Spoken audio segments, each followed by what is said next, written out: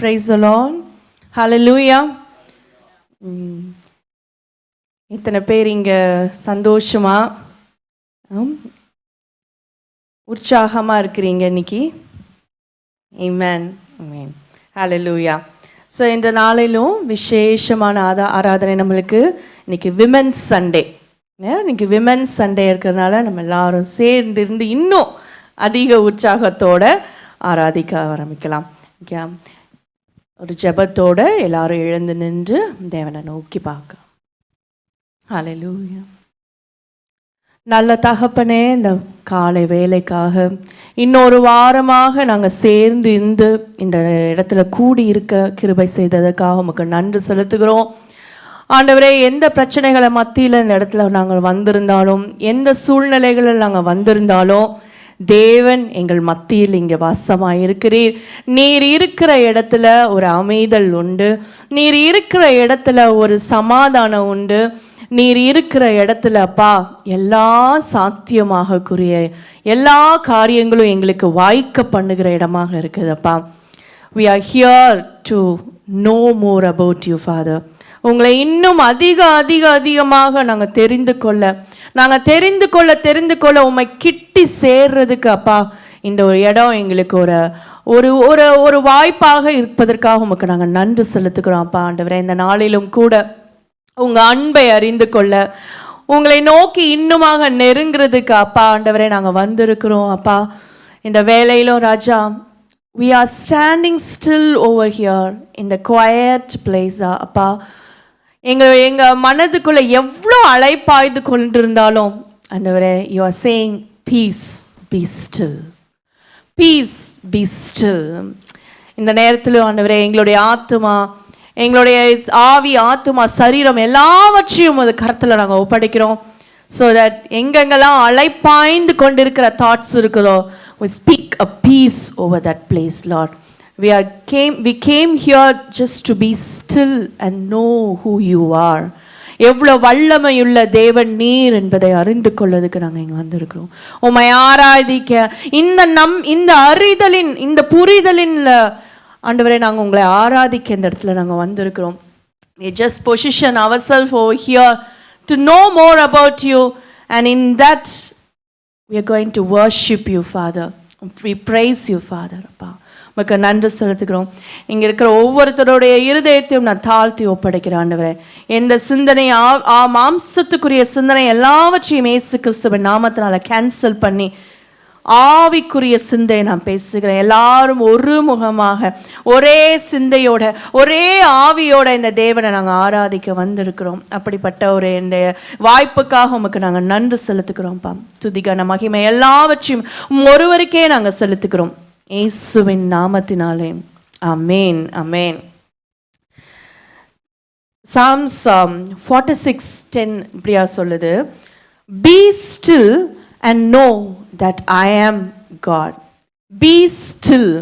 இன்றைக்கு நம்ம எவ்வளோ ஒரு பரபரப்பான சூழ்நிலைகளை நம்ம ஓடிக்கொண்டிருந்தாலும், நம்ம எண்ணங்கள் அங்கேயும் இங்கேயும் இதை பண்ணவா, அதை செய்யவா, என்ன பண்ணுவோமா, அதை பண்ணுவோமா அப்படின்னு அங்கங்கே அலைப்பாந்துட்டு இருக்கிற நேரத்தில் இது எல்லாத்தையும் ஆண்டவர் என்ன சொன்னார்னா, என்கிட்ட நேற்று ஆண்டவர் சொன்னார், ஸ்லோ டவுன். ஓடிக்கிட்டே இருக்காதீங்க, ஓடிக்கிட்டே இருந்து அதுலேயே பரபரப்பாக இருந்துட்டு இருக்காதீங்க. Just God is asking you to slow down so that you can be still. எப்போ நம்ம ஒரு அமைதியான நிறைய விஷயங்களை நம்ம யோசிச்சுக்கிட்டே இருந்தோம்னா அதில் ஒரு சொல்யூஷன் கிடைக்காது. ஆனால் ஆண்டவர் என்ன சொல்கிறாருன்னா, position yourself, come be still. Be ஸ்டில்னா பி குவாய்ட், ஸ்டே காம். மற்ற எல்லா காரியங்களையும் எல்லாத்தையும் விட்டுரு, எதையும் நீ யோசிக்காத. God is saying that be still and know. சும்மா உட்கார்ந்துருக்க சொல்லலை. சும்மா உட்கார்ந்துருந்தா பிசாசு ஏதாவது ஒரு சிந்தனையை கொண்டு வந்து உன் மண்டையில் ஏற்றிட்டே தான் இருப்பான். ஸோ ஆண்டவர் என்ன சொல்கிறாரா, be still, be quiet, be calm and know who I am. நான் உனக்கு என்னவா இருக்கிறேன். know me. வேற எந்த ஒரு விஷயமும் நம்மளுக்கு தேவையில்லை. know about me அப்படின்னு ஆண்டவர் நம்ம கிட்ட பார்த்து சொல்கிறாரு. know about God who can fix all your problems, who can change your situation. எப்படிப்பட்ட சூழ்நிலைகளாக இருந்தாலும் ஆண்டவரை அறிந்து கொள்ளும் போது, அவரை அறிந்து கொள்ள உங்க சூழ்நிலைகள் அப்படியே மாறுமா, அந்த அட்மாஸ்பியர் அப்படியே ஷிஃப்ட் ஆகுமா, அப்படியே எல்லா சூழ்நிலைகளும் மாறுமா. நம்ம இந்த காரியங்களை பண்டைகளை ஓட்டிக்கிட்டே இருக்கும்போது நெகட்டிவ் தாட்ஸ் தான் நிறைய வரும். அந்த நெகட்டிவ் தாட்ஸ் என்ன ஆகும்னா உங்களுடைய சூழ்நிலைகளை இன்னும் தான் வேர்சன் ஆக்கும். அதுக்கு பதிலாக எல்லாவற்றையும் படைத்த தேவன் எனக்கோடு இருக்கிறார், எல்லாவற்றுக்கும் மேலாக நேசிக்கிறேன் கர்த்தர் என்னோடு இருக்கிறார் அப்படிங்கிற சிந்தை அவரை பற்றி அறிகிற அறிவா இருக்குமா. எப்போ ஆண்டவரை பற்றி நீங்கள் யோசிக்கிறீங்களோ அப்போதான் ஆண்டவரை இன்னும் நீங்கள் அறிந்து கொள்ளுகிறீங்க. when you know someone you can put your trust on them. without knowing you cannot trust anyone. இல்லையா? அது எவ்வளோ உண்மை இல்லையா? Without knowing you can not trust. So I'm encouraging you to know more about God so that you can trust. Okay, hallelujah. நம்ம எல்லாரும் சேர்ந்து இந்த be still and know that I am God, இந்த வாக்கியத்தை நம்மளுக்குள்ளாகவே திருப்ப அறிக்கை செய்ய போகிறோம். இப்போ நம்ம இந்த ஒரு லைனை தான் இல்லையா, இந்த be still and know that I am God. That's what we are going to do today, and declaring நான் எந்த சூழ்நிலையிலும் நான் அமைதியா இருக்க போறேன், and I'm going to know more about my God. Let's sing this song. Be still and know that I am God. Be still and know that I am God. Be still and know that I am God. Be still. சொல்லுங்க, be still. உங்க ஆத்துமாவை பார்த்து நீங்க சொல்றீங்க, யாரை பார்த்து சொல்லல, நீங்க உங்க ஆத்துமா பார்த்தே நீங்க சொல்லிட்டு இருக்கீங்க. Be still and know that I am God. Be still and know that I am God. மறுபடியும் be still and know that I am God. Be still and know that I am God. Be still and know that I am God. இப்போ என்ன தெரிய வருதுன்னா, ஆண்டவர் அறிஞ்சிருக்கோம். இப்போ என்ன வருதுன்னா, I can put my trust in you. இல்லை, I know who you are Lord, I put my trust. உங்கள் வல்லமை எனக்கு தெரியும், நீங்கள் எப்படிப்பட்டவர்னு எனக்கு தெரியும். I put my trust in you Lord. In you, oh Lord, I put my trust. In you, oh Lord, I put my trust. In you, oh Lord, I put my trust. ஆத்மாவிலிருந்து சொல்லாமா, உள்ளத்தின் ஆழத்திலிருந்து சொல்லுங்க. I put my trust in you, Lord. I put my trust in you, Lord. I put வேற எந்த இதுலயும் நான் trust வைக்கல. In you, Lord. In you,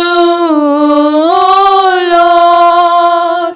I put my trust in you, Lord. I put my trust in you, Lord. I put my trust எவ்வளோ பேர் உறுதியாக தான் சொல்ல முடியும். இன்னைக்கு காலைல நாங்கள் காரில் வந்துட்டு இருக்கும்போது லீசா அதை பேசிட்டு வந்தேன். சிலர் குதிரைகளையும் சிலர் ரதங்களையும் நம்புகிறாங்க, ஆனால் நாங்களோ ஆமாம் அந்த மேன்மையை பாராட்டுறாங்க. அது அப்படியா, இவங்க மேலே நான் வச்சிருக்கிற நம்பிக்கை ஒன்றும் வீண் போகாது அப்படின்னு சொல்லி என்னெல்லாம் சொல்லி மேன்மை பாராட்டலாம். எந்த சூழ்நிலையாக இருந்தாலும் இவங்க என்னோட கூட இருப்பாங்க அப்படின்னு சொல்லி மேன்மை பாராட்டலாம். ஆனால் நாங்களோ தேவனுடைய நாமத்தின் மேலே நாங்கள் நம்பிக்கை வைத்துக்கிறோம் இல்லை. அதை தான் நம்ம இங்கே சொல்கிறோம்.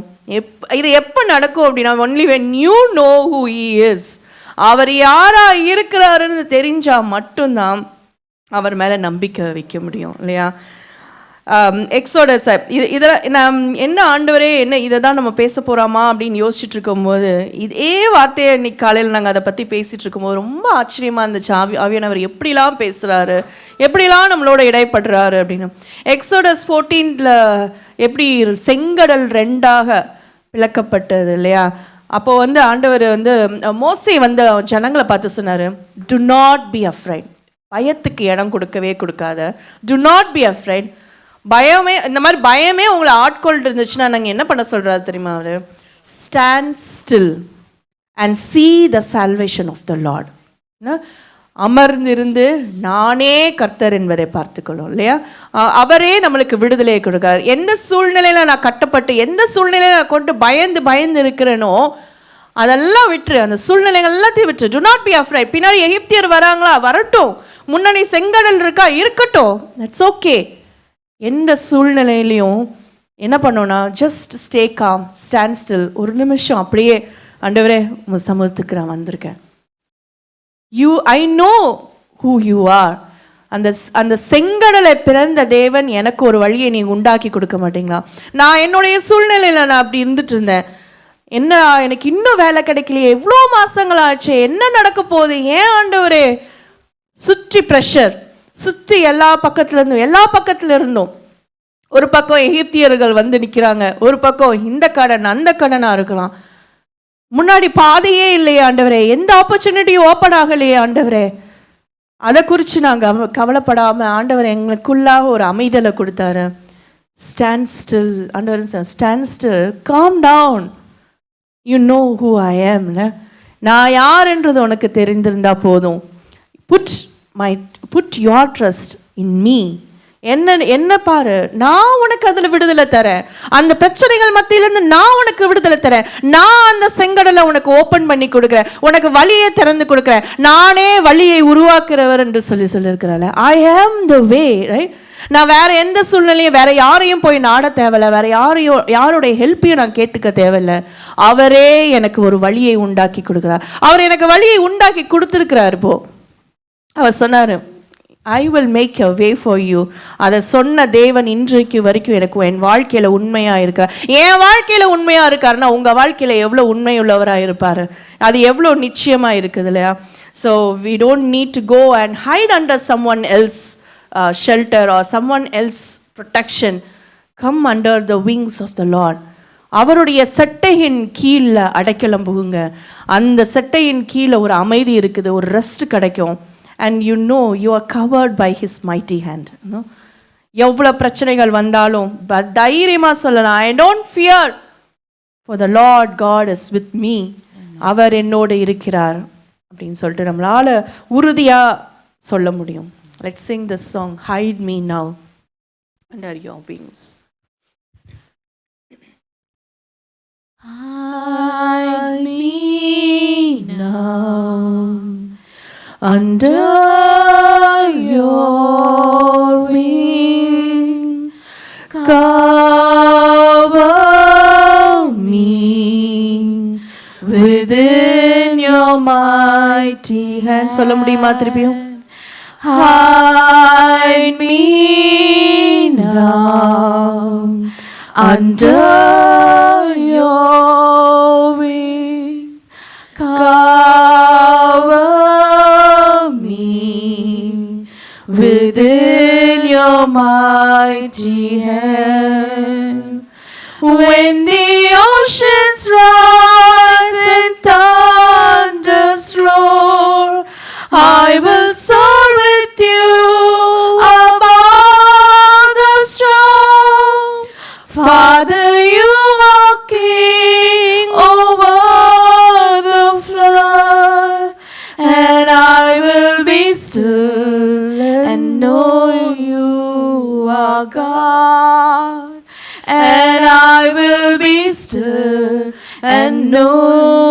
you are God.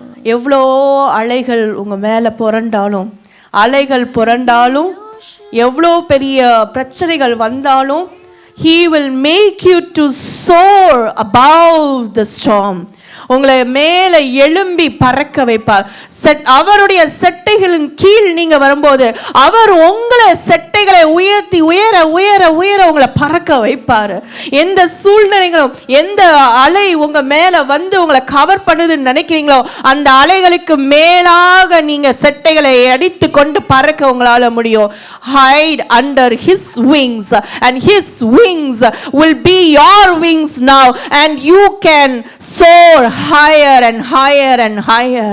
If you go under other wings, that wings cannot go higher. Maybe உங்களோட ஒரு level of வானங்களுக்கு மட்டும் தான் உங்களை கூட்டிட்டு போக முடியும். ஆனா அதற்கு மேல அந்த wings உங்களுக்கு help பண்ணவே பண்ணாது. When you come under this wings, He will give His wings to you because He is living inside you.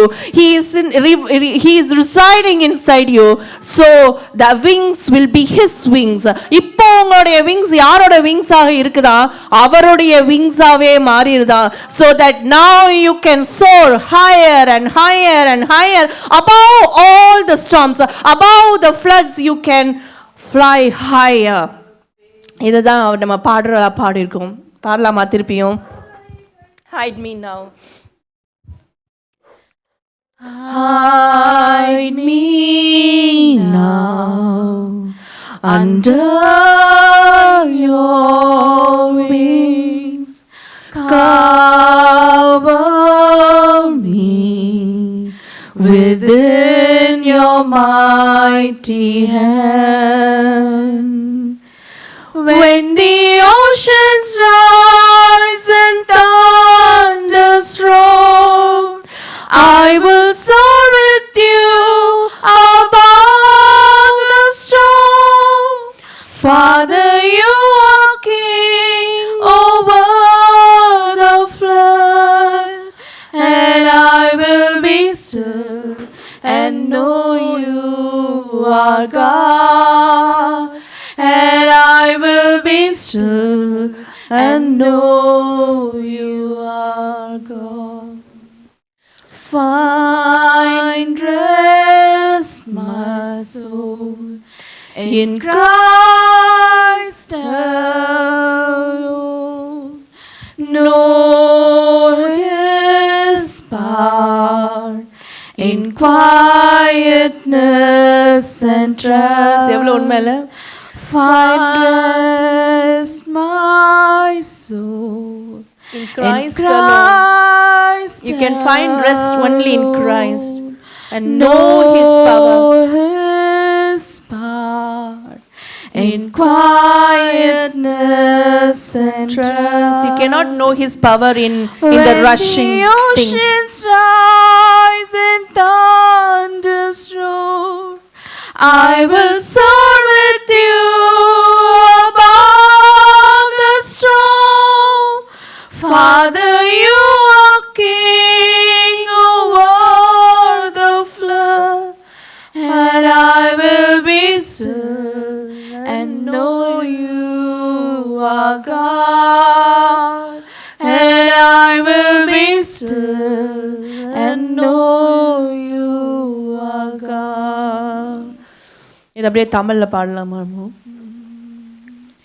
கடல் அலைகள் சீரும் போது உயர்ந்திடுவேன் உம்மோடு நான், அனைத்தையும் நீராடும் தேவன் அறிந்து நான் அமர்ந்திருப்பேன், அறிந்து நான் அமர்ந்திருப்பேன். கடல் அலைகள் சீரும் போது உயர்ந்திடுவேன் உம்மோடு நான், அனைத்தையும் நீ ஆளும் தேவன் அறிந்து நான் அமர்ந்திருப்பேன். அறிந்து நான் அமர்ந்திருப்பேன்.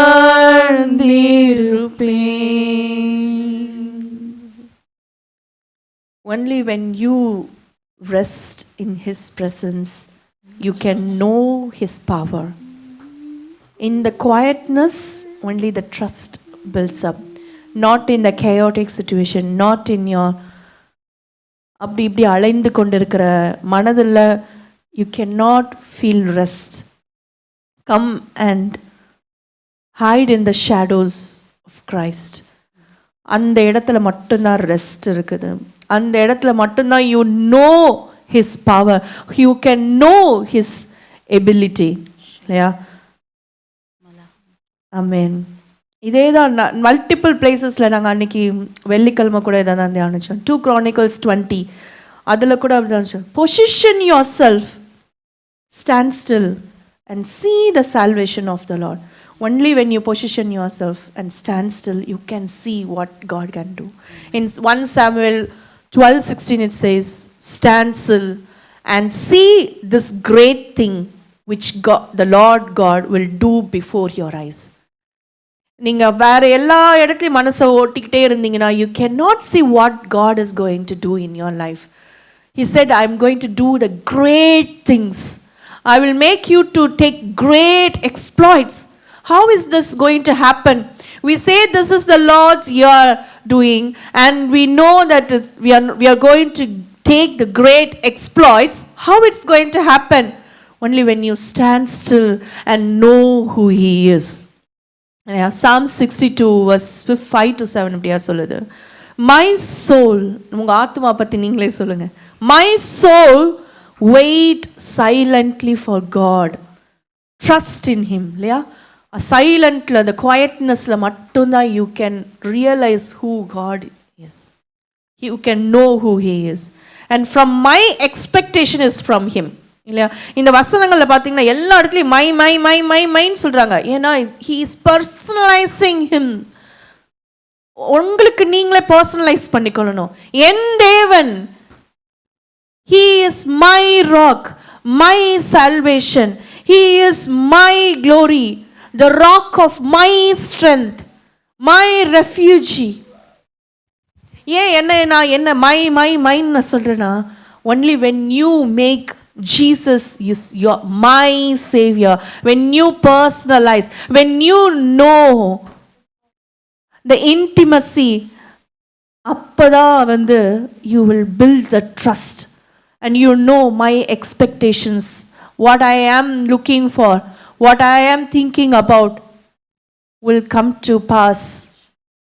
If நிறைய வசனங்கள் அப்ப now it come to pass, now it come to pass, நிறைய இடத்துல நம்ம வாசிக்கிறோமே how it is coming to pass.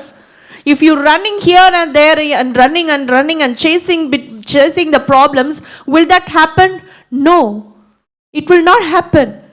Slow down and stand still, and in the quietness, in the trust, now it come to pass in your life. If you are running chasing behind something,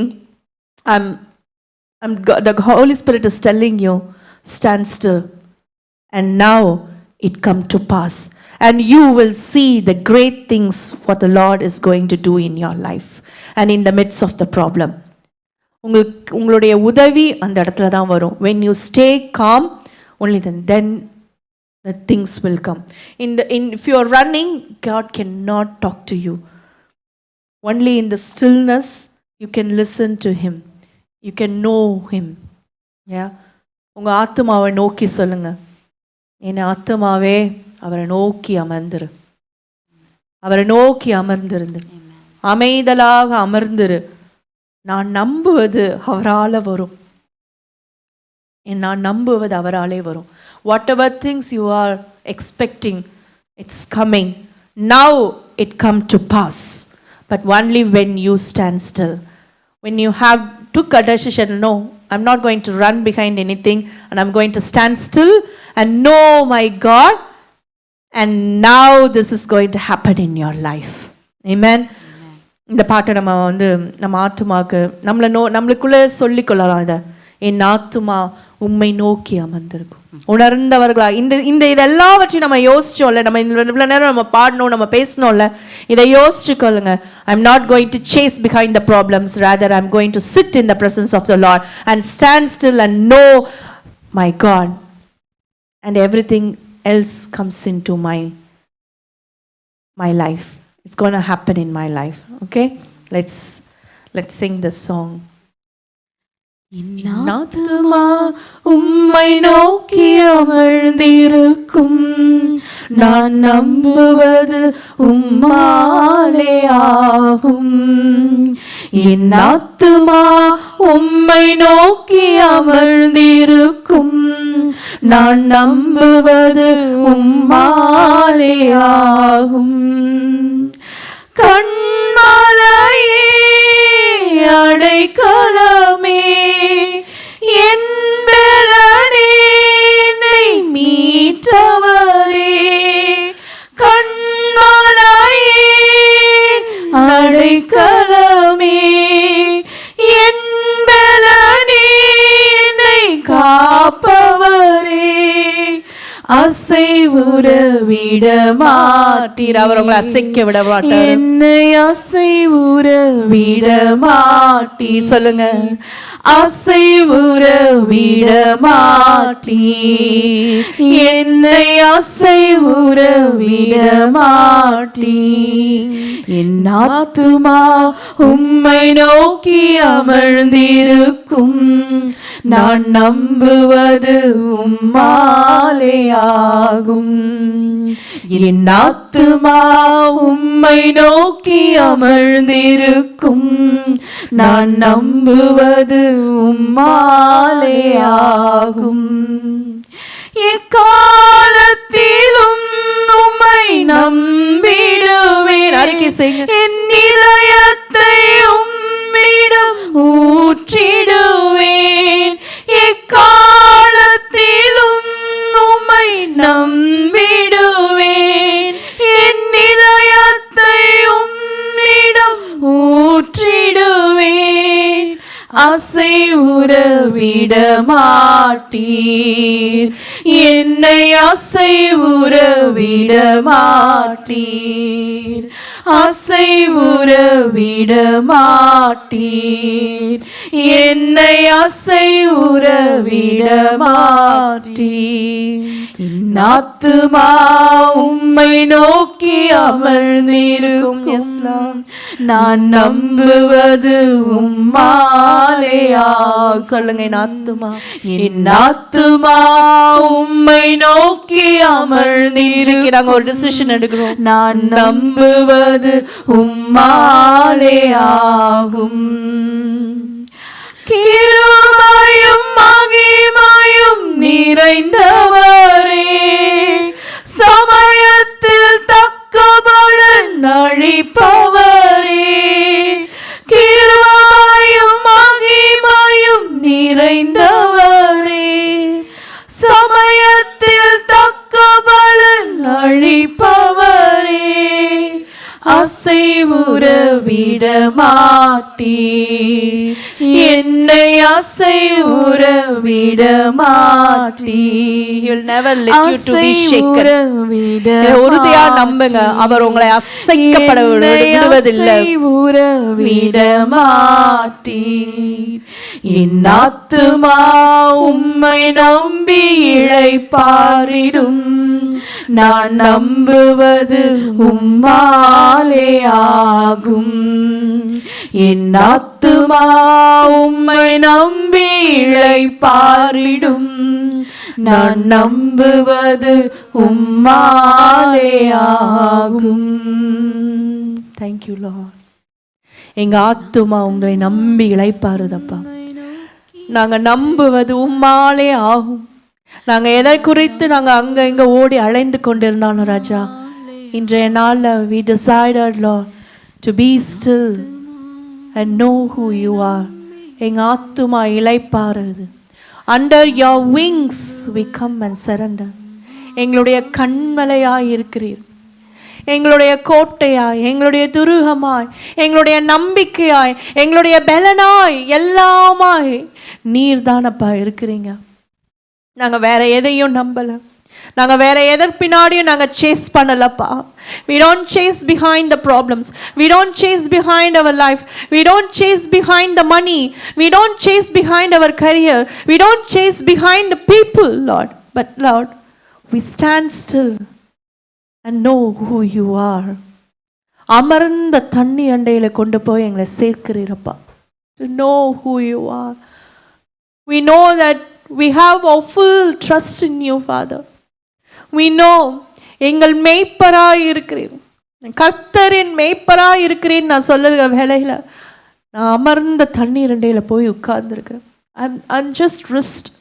I'm just relaxing and see how my God is doing all the things, how he is fixing all the things in my life. இதை மட்டும்தான் எங்கள் கண்கள் பார்க்குதப்பா. You are asking us to stand still and see what I am doing in your life. And Lord, we surrender ourselves. நாங்கள் அந்த இளைப்பாறுதலுக்குள்ள வந்து உட்கார்றோம்ப்பா. We hide under your wings, Lord. உம்முடைய செட்டைகள் கீழே நாங்கள் வந்து அடைக்கலம் போகிறோம். When we come and surrender and still stand still, stay calm under your presence, we can understand your power, we can understand your love, we can understand your ability, Lord, we can understand your nature, Father. என் தகப்பனுடைய இருதயத்தை என்னால் அறிந்து கொள்ள முடியுதப்பா. We stand still, Lord. Even if we have done so long, if we are running, Lord, today we take a decision, Father. We stand still. We stay in your presence, Lord, and see who you are. எங்களோட அப்பாவின் இருதயத்தை அறிந்து கொள்ளுகிறோம் இந்த நாளில் அப்பா. So that we know our God. We know our Appa. We know how he is going to handle all these things, how he is making the way in the midst of my enemies, how he is making the way, how he is turning all the things upside down, how he is going to change everything. Even in when the oceans, கடல் அலைகள் எங்கள் மேலே புரண்ட அளவுக்கு வந்தாலும் we know that my Lord, அவர் சட்டைகள் கீழே இருக்கிறதுனால என்னுடைய அடைக்கலம் அவராய் இருக்கிறதுனால he will make me to fly higher and higher and higher. என உயரத்தில் you are my glory, you are my strength. Yes Lord, we personalize you today, Father. என்னுடைய தேவன், என்னுடைய தகப்பன், என்னுடைய தஞ்சம், என்னுடைய பலன். You are my strength, Lord. Even in all the midst of all the problems, I can say my hope, my trust, my strength is in you, Father. எங்களால் உறுதியாக சொல்ல முடியும் ஆண்டவரே, இன்றைக்கு என்னுடைய எல்லாமா இருக்கிற என் தேவன் நீர் இருக்க நான் பயப்பட தேவையில்லை. I don't need to be afraid by seeing the Egyptians, by seeing the problems in front of me, by seeing the oceans, roaring oceans in front of me, Lord. But I know in the midst of that, I see my Christ. And he said, peace, be still. And we receive that peace today, Father. And we know who you are. கடலையும் உங்களுடைய வாழ்க்கையில் இருக்கிற சீற்றத்தையும் ஆண்டவர் என்ன தெரியுமா அதை பார்த்து சொல்கிறேன். I have control over your life. This is what God told me. I have a complete control on your life. Do not run around. Do not be afraid. I have full control on your life. So peace, be still. Peace, be still and know that I am God. Lord, we took that word today, Father. We be still under your presence.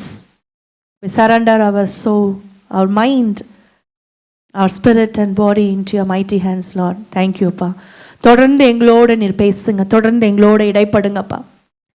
நீர் பெரிய காரியங்களை எங்களுடைய வாழ்க்கையில் செய்ய போகிறீங்க. அதை நாங்கள் எங்கள் கண்களால் நாங்கள் காண்க போகிறோம். எங்களுடைய மாம்சமான கண்களால் நீங்கள் பண்ண போகிற ஒவ்வொரு காரியங்களும் எங்கள் கண்களுக்கு ஆச்சரியமாக இருப்பதுக்காக உங்களுக்கு நாங்கள் நன்றி செலுத்தி உமக்கே எல்லா துதிகர மகிமையெல்லாம் செலுத்துகிறோம். மீட்பெரும் ரட்சகருமான இயேசு கிறிஸ்துவின் விலையேற பெற்ற நாமத்தில் எங்கள் ஜெபம் கேளும் ஜீவனுள்ள நல்ல பிதாவே. ஆமென், ஆமென்.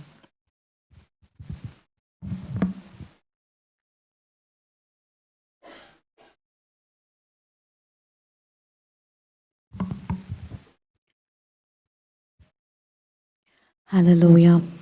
Praise God. What a great assurance that we have our God amidst of all our storms. Let's get into the Word of God. We have our dear beloved Amma with us, who's going to share the Word of God today. Let's put our hands together and welcome her.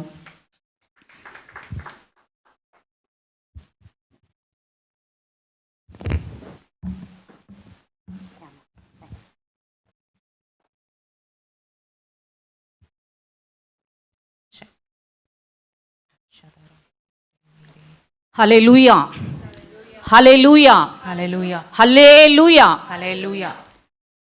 ஆண்டவராக இயேசு கிறிஸ்துவின் நாமத்தினாலே மீண்டுமாய் இந்த 2026 வருஷத்தில் இந்த 3வது மாதத்தில் அருமையான கிரேஸ் கவர்னன்ட் சர்ச்சில் மீண்டுமாய் தேவனுடைய வார்த்தையை பகிர்ந்து கொள்வதற்கு தேவன் பாராட்டின கிருபைக்காக அவருக்கு உள்ளத்தின் ஆழத்திலிருந்து நன்றி செலுத்துகிறேன். ஒரு விசையாய் பாஸ்டர் சந்தோஷுக்கும் அவங்க மனைவிக்கும் சபையாய் இருக்கிற உங்கள் அனைவருக்கும் என் உள்ளத்தின் ஆழத்திலிருந்து ஆண்டவராக இயேசு கிறிஸ்து நாமத்தில் வாழ்த்துதல்களையும் நன்றியும் நான் தெரிவித்துக் கொள்கிறேன். I welcome you all in the name of our Lord and Savior Jesus Christ, and I praise and thank God for this opportunity once again in 2026 that Grace Covenant Church, Pastor Santosh and Pastor Lisa Santosh has given me. Amen. சரி, நம்ம ஒரு ஜெபம் பண்ணிட்டு நம்ம தேவனுடைய வார்த்தைக்கு கடந்து போகும். ஹல்லேலூயா. ஸ்தோத்திரிக்கிறோம் தகப்பனே, நன்றி உள்ளத்தோடு கூட உம்மை துதிக்கிறோம் அப்பா, உம்மை போற்றுகிறோம், மகிமைப்படுத்துகிறோம், உம்மை வாழ்த்துகிறோம், உயர்த்துகிறோம், உம்மை ஆராதித்து உமக்கு நன்றி செலுத்துகிறோம். எங்களை அதிகமாய் அன்பு செய்கிற நல்ல தகப்பனே, ஆண்டவராக இயேசு கிறிஸ்துவின் நாமத்தினாலே மீண்டுமாய் இந்த வாரத்தின் முதல் நாளிலே இந்த மாதத்தின் கடைசியிலே தகப்பனே உம்முடைய சமூகத்தில் வந்து உம்மை துதிக்க, உம்மை ஆராதிக்க, உம்மை மகிமைப்படுத்த, உம்முடைய மகத்துவங்கள் எல்லாம் எண்ணி எண்ணி உம்முடைய மகத்துவத்தை நன்றியோடு கூட பாட்டினால் நாங்கள் துதிக்க ஆராதிக்க தேவன் எங்களுக்கு பாராட்டி நம்முடைய கிருபைக்காக உமக்கு நன்றி செலுத்துகிறோம் அப்பா. தகப்பனே, நீர் எவ்வளவு அன்புள்ளவர் என்பதை தகப்பனே எங்களுடைய வாழ்க்கையில நாங்கள் ஒவ்வொரு நொடிப்பொழுதும் நாங்கள் உணர்ந்து அந்த அன்பை வெளிப்படுத்துகிற விண்ணமாய் தகப்பனே இந்த நாளில கூட தேவன் எங்களுக்கு பாராட்டின இந்த கிருபைக்காக இந்த ஜீவனுக்காக உமக்கு நன்றி செலுத்துகிறோம். உம்மை ஆராதிக்கும்படியாக, உம்மை மகிமைப்படுத்தும்படியாக, உம்முடைய வார்த்தைகளின் சத்தத்தை கேட்கும்படியாக எங்களுக்கு ஜீவனையும் கிருபையும் நீர் பாராட்டின அன்புக்காக உமக்கு நன்றி செலுத்துகிறோம். இந்த வேளையில கூட தகப்பனே உம்முடைய அன்பு சமூகத்தில் எங்களை தாழ்த்தி ஒப்பு கொடுக்கிறோம் அப்பா. இருளில் இருந்து வெளிச்சத்தை பிரகாசிக்க பண்ணின தேவனாகி நீர் எங்களுடைய அக்கிரமங்கள் பாவங்கள் எல்லாம் எண்ணாதபடிக்கு உம்முடைய குமாரனுடைய முகத்திலே விளங்கின உம்முடைய அறிவாகிய ஒளியை எங்கள் இருதயங்களிலே பிரகாசிக்க பண்ணி இந்த அன்பின் ஊழியத்தை தகப்பனே எங்கள் இருதயத்தில் நீர் ஊற்றின தயவுக்காக உமக்கு நன்றி செலுத்துகிறோம். இந்த அன்பை தேவன் எங்களுக்கு பாராட்டி இருக்கிற இந்த விலையேற பெற்ற அன்பை தகப்பனே எங்களுடைய வாழ்க்கையில நாங்கள் உணரத்தக்கதாக அந்த அன்பின் ஆழம், அகலம், நீளம், உயரம் எவ்வளவா இருக்கிறது என்பதை எங்களுடைய வாழ்க்கையில் இதை நாங்கள் அனுபவித்து அதை பிரசித்தப்படுத்தும்படியாக தேவனுடைய அளவில்லாத அறிவு கெட்டாத அந்த அன்பை உணர்ந்து கொண்டு சகல பரிபூரணத்தினால் நாங்கள் நிரப்பப்பட தேவனாகிய தகப்பனே இந்த நாளிலே எங்கள் ஒவ்வொருவருக்கும் உம்முடைய ஆவியை கொண்டு தகப்பனே நீர் வெளிப்படுத்தும்படிக்காக உம்முடைய அன்பு கரத்துல உங்க மறைவில எங்களை தாழ்த்தி ஒப்பு கொடுக்கிறோம் அப்பா. தகப்பனே இந்த நாளில கூட அப்பா இங்க வந்திருக்கிற உம்முடைய பிள்ளைகளையும் இந்த ஆன்லைன் மூலமாய் இந்த வார்த்தையின் சத்தத்தை கேட்டுக்கொண்டிருக்கிற ஒவ்வொருவரையும் உடைய கரத்தில் ஒப்பு கொடுக்கிறோம் தகப்பனே. என்ன பாரங்களோடு, என்ன தேவைகளோடு, என்ன கேள்விகளோடு வந்திருக்கிறாங்களோ ஒவ்வொருவரையும் தகப்பனே உம்முடைய கரத்தில் ஒப்பு கொடுக்கிறோம். நாங்கள் நினைப்பதற்கும் கேட்பதற்கும் மிகவும் அதிகமாய் எங்களுக்குள்ளாய் கிரிகை செய்கிற தேவனே, எல்லா குறைவுகளையும் எல்லா நிறைவுகளையும் எல்லாவித மாறுபாடான எண்ணங்களையும் தகப்பனே உம்முடைய மகிமையின் ஐஸ்வர்யத்தின்படி ஒவ்வொருவருடைய வாழ்க்கையிலும் நிறைவாக்கி தகப்பனே உம்முடைய அன்பை அதிக அதிகமாய் சுமந்து போக என் தேவன் உதவி செய்யும்படிக்காக ஆவியானவர் ஒவ்வொருவருக்கும் ஊழிய செய்யும்படியாக அடியாலை மறைத்து நீங்க வெளிப்படும்படிக்காக எங்களை தாழ்த்தி உம்முடைய கரத்தில் ஒப்பு கொடுக்கிறோம். மீதியான வேலைகளை நீங்க பொறுப்பெடுத்துக் கொள்ளுங்க.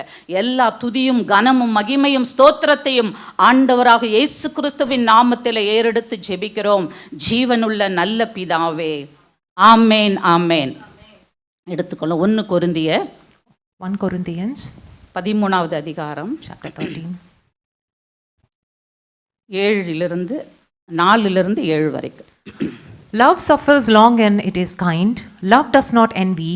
Love does not parade itself. It's not puffed up. Does not behave rudely. Does not seek its own. It's not provoked. Thinks no evil. Does not rejoice in iniquity, but rejoices in the truth. Bears all things. Believes all things. Hopes all things. Endures all things. Love never fails. But whether there are prophecies, they fail. Whether they are tongues, they will cease. Whether there is knowledge, it will vanish away. அன்பு நீடிய சாந்தமும் தயவும் உள்ளது. அன்புக்கு பொறாமை இல்லை. அன்பு தன்னை புகழாது, இருமப்பாய் இராது, அயோக்கியமானதை செய்யாது, தற்பொழிவை நாடாது, சினம் அடையாது, தீங்கு நினையாது, அநியாயத்தில் சந்தோஷப்படாமல் சத்தியத்திலே சந்தோஷப்படும், சகலத்தையும் தாங்கும், சகலத்தையும் விசுவாசிக்கும், சகலத்தையும் நம்பும், சகலத்தையும் சகிக்கும். அன்பு ஒரு காலம் ஒழியாது. ஆமேன். எனக்கு அருமையான தேவனுடைய பிள்ளைகளை, கடந்த 4 வாரங்களாக நாம் தேவனுடைய அன்பை குறித்து நம்ம பார்த்து கொண்டு வந்தோம். அருமையான பாஸ்டர் தேவனுடைய அன்பை குறித்து நமக்கு சொல்லி கொண்டு வந்தாங்க. For the past weeks we have been pondering on the love of God. அந்த அன்பு எப்படிப்பட்டது என்பதையும் அவங்க நமக்கு விவரிச்சு காமிச்சாங்க. தேவன் அன்பாகவே இருக்கிறார்.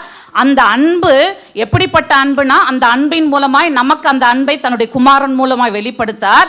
நாமும் அந்த அன்பில நிலைத்திருக்கணும். அப்படிப்பட்ட அன்பில நிலைத்திருக்கிற நாமும் பிறருக்கு அந்த அன்பை அப்படியாய் வெளிப்படுத்த வேண்டும் என்பதை வார்த்தைகளை கொண்டு நமக்கு சொன்னார். For the past 4 weeks, Pastor Santosh has been teaching us like what it is to know the love of God, and God loves us, and for us to and how is that we can show that same very love to our brothers and sisters in Christ. எனக்கு அன்பு பிரியமானவர்களே, தேவன் அன்பாகவே இருக்கிறார். அதில் எந்த ஒரு சந்தேகமும் கிடையாது. அவரிடத்தில் இருக்கிற அன்புல குறைவு கிடையாது, மாறுபாடு கிடையாது, எதுவுமே கிடையாது. There is no doubt that God is love, and God always loves us, and there is no perverse in God's love. அந்த அன்பை தான் கொரிந்தியர்ல பவுல் அழகாக விரவிச்சிருக்கிறார். இப்படிப்பட்ட எல்லாவற்றையும் சகிக்கவும் எல்லாவற்றையும் தாங்கக்கூடிய அன்பு தேவன் ஒருவரிடத்தில் தான் இருக்கிறது. அருமையான this is the love that Paul explains here in 1 Corinthians chapter 13, the love that takes care of everything, the love that accepts everything and becomes patient in everything. இந்த அன்பை தான் தேவன் தன்னுடைய குமாரன் மூலமாய் உங்களுக்கும் எனக்கும் காண்பித்தார். And this is the same love that God showed us in and through his son Lord Jesus Christ. எப்பொழுது நாம எல்லாரும் நீதிமான்களா இருக்கும் பொழுதா, நம்ம எல்லாரும் நல்லவங்களா இருக்கும் பொழுதா, நன்மை செய்ததுனால, நம்ம நல்லா அன்பு செய்தது மூலமா இந்த அன்பை நமக்கு வெளிப்படுத்தினாரா? God did not show us this love when we were so good and when we did the right thing. இல்ல அருமையான தேவனுடைய பிள்ளைகளே, உலகம் தோற்றுவதற்கு முன்பாகவே உங்களையும் என்னையும் தேவன் அன்பு கூர்ந்திருக்கிறார். But then God, even before the foundation of the world, God showed this love to us. அந்தே அன்பினால தான், அது மாறாதபடிக்கு, அதை விட்டு பொய் சொல்லாதே மாற்றி போடாதபடிக்கு, அதே அன்பில இந்த நொடிப்பொழுது வற்றும் உங்களையும் என்னையும் அன்பு செய்து கொண்டிருக்கிறார். அருமையான தேவனுடைய பிள்ளைகளே, even with the same love that he had even before the foundation of the world, with that very same love, even today, even until this minute, he loves us. நம்மளுடைய பிதாக்களை கூட அப்படிப்பட்ட அன்பினால தான் அன்பு செய்தார். அதே அன்பை தான் பிதாக்களுக்கு அன்பு கொடுத்தார். Even those people who are our fathers, who are like in the Old Testament, even for them he had the same love. எபிரேயர் 1:1 சொல்லப்பட்டது போல, in Hebrews chapter 1 verse 1, ஆதியிலே தேவன் பங்கு பங்காகவும் வகை வகையாகவும் பிதாவுக்கு திருவுளம் பற்றினவர். God, who at various times and in various ways spoke in the time past to the fathers by the prophets, அந்த அன்பினாலே அவர்களை நடத்தி வந்தார். He brought them in that very love that he had even before the foundations of ஆனால் the world. நம்முடைய பிதாக்களோ அந்த அன்பை அறிந்து கொள்ளவில்லை. But our fathers, they did not understand the root of this particular love. ஏன்னா அந்த அன்பை அவர்கள் தேவனுடைய அற்புதங்களினாலும் அடையாளங்களில மாத்திரமே தான் பார்த்தாங்களே கண்டி, மாமிச கண்ணோட்டத்தோட கொண்டு தான் பார்த்தாங்களே கண்டி, உள்ளான மனுஷனில அந்த அன்பை அவங்க பெற்றுக்கொள்ளல அருமையானவர்களே. Because our forefathers, they only had the opportunity to see God's love in their flesh through signs and wonders. ஆனா தேவன் நமக்கோ இந்த கடைசி காலங்களில தம்முடைய குமாரனை வெளிப்படுத்தி அந்த அன்பை நமக்கு காண்பித்திருக்கிறார். But for us, the privileged people, God did show his love through his own and only son, Lord Jesus Christ, even in these end times. ஆண்டவராக இயேசு கிறிஸ்து இந்த பூமியில வந்த பொழுது கூட அதே அன்பை, பிதாவினுடைய அன்பை ஒவ்வொரு காலகட்டத்திலும் தான் சந்தித்த எல்லா மக்களிடத்திலும் அந்த அன்பை காண்பித்து கொண்டு வந்தார். Even Jesus Christ, when he was here in this world, he showed this very same love of the Father in every encounter that he had with the people that he walked around here on earth. எப்படி அந்த அன்பை அவர் காண்பித்தார்? How did he show that love?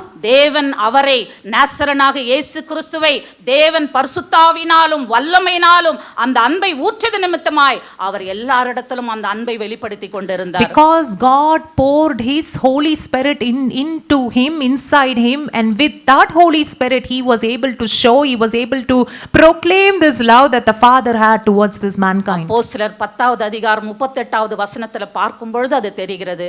You can see that in Acts chapter 10 verse 38. எனக்கு அருமையானவர்களே, அதே அன்பிதான் ஆண்டவராக இயேசு கிறிஸ்து சொன்னார், நான் மரித்து உயிரோடு கூட போன பின்பு பிதா வாக்குத்தத்தம் பண்ணின அந்த அன்பை, அந்த வல்லமையை உங்களுக்கு அருளி செய்வேன் And என்று this is சொல்லி. what Jesus Christ said, that once I die and once I rise again from the dead, I will go to the Father and I will receive this very promise, which is the promise of the Holy Spirit of God, and I will give it to you.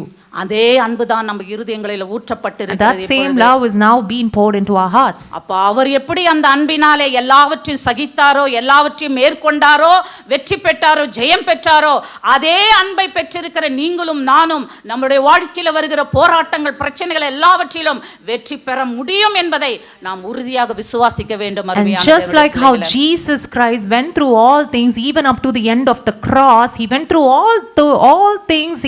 He was able to accept and be patient in every suffering, every tribulation that he went through this very love of God that he had in him. And just like that, my dear brothers and sisters in Christ, we also, having the Holy Spirit with this love, can face anything and everything that is in our life. பரிசுத்த பழைய ஏற்பாட்டு பிதாக்கள் எல்லாம் அந்த ஆவியை பெறவில்லை. ஆண்டவராக இயேசு கிறிஸ்து மரிக்கல அவங்களுக்காக. அதனால தான் அவங்கள அன்பு அந்த இருதயத்துக்குள்ளாய் அவங்களோடு கூட போக முடியல. Our forefathers, they did not see this love that God showed in and through the Lord Jesus Christ, and they were not given the precious promise of the Holy Spirit, and that is why they were not able to stand continuously and stay until the end in this love. அதனால தான் தேவனுடைய அன்பை அவருடைய கண்கள் காண முடியல, அவங்க இருதயத்துல உணர முடியல, அவங்க செவிகளால் அதை கேட்க முடியல. And that is why they couldn't see this love with their eyes, they couldn't comprehend this love with their heart, and they couldn't hear this love in the way it should have been heard. ஆனால் நமக்கோ, but for us, தேவன் தம்முடைய ஆவியை கொடுத்திருக்கிறார். God has given us the Holy Spirit to reveal all these things. 1 கொரிந்தியர் 2வது அதிகாரம் 10வது வசனத்துல 1 Corinthians chapter 2 verse 10-11. நமக்கோ தேவன் அவைகளை தமது ஆவியினாலே வெளிப்படுத்தினார். அந்த ஆவியானவர் எல்லாவற்றையும் தேவனுடைய ஆழங்களை ஆராய்ந்திருக்கிறார்.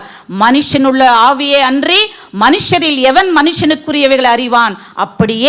அப்படி போலவே தேவனுடைய ஆவியே அன்றி ஒருவனும் தேவனுக்குரியவைகளை அறிய மாட்டான். But God has revealed them to us through his Spirit, for the Spirit searches all things, yes, the deep things of God.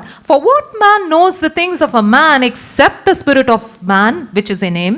Even so, no one knows the things of God except for the Spirit of God. அதனால் தான் ஆண்டவராக இயேசு கிறிஸ்து அவ்வளவு தைரியமாய் சொல்லியிருக்கிறார், நீங்களும் நான் அன்பிலே வாழ்ந்தது போல நீங்களும் அந்த அன்பிலே வாழுங்கள் என்று. And that is why Jesus Christ boldly says that just like how I lived in this love of God, you guys can also make it. பிரியமானவர்களே, ரோமர் 5வது அதிகாரம் 5வது வசனத்துல சொல்லப்பட்டபடி, in Romans chapter 5 verse 5, மேலும் நமக்கு அருளப்பட்ட பரிசுத்த ஆவியினாலே தேவ அன்பு நம்முடைய இருதயங்கள் ஊற்றப்பட்டிருக்கிறபடினால் அந்த நம்பிக்கை நம்மை வெட்கப்படுத்தாது என்று. Now, hope does not disappoint us because the love of God has been poured in our hearts by the Holy Spirit who was given to us. அன்புக்குரியவர்களே, அப்போ பரிசுத்த ஆவியின் மூலமாய் தேவனுடைய அன்பு நம்ம இருதயத்துல ஊற்றப்பட்டு இருக்கிறது. மேலோட்டமான காரியங்கள் அல்ல. பிதாக்களை போல அற்புதங்களை கண்டுதான் நம்ம அவருடைய அன்பை தெரிஞ்சுக்கணும்னு இல்லை.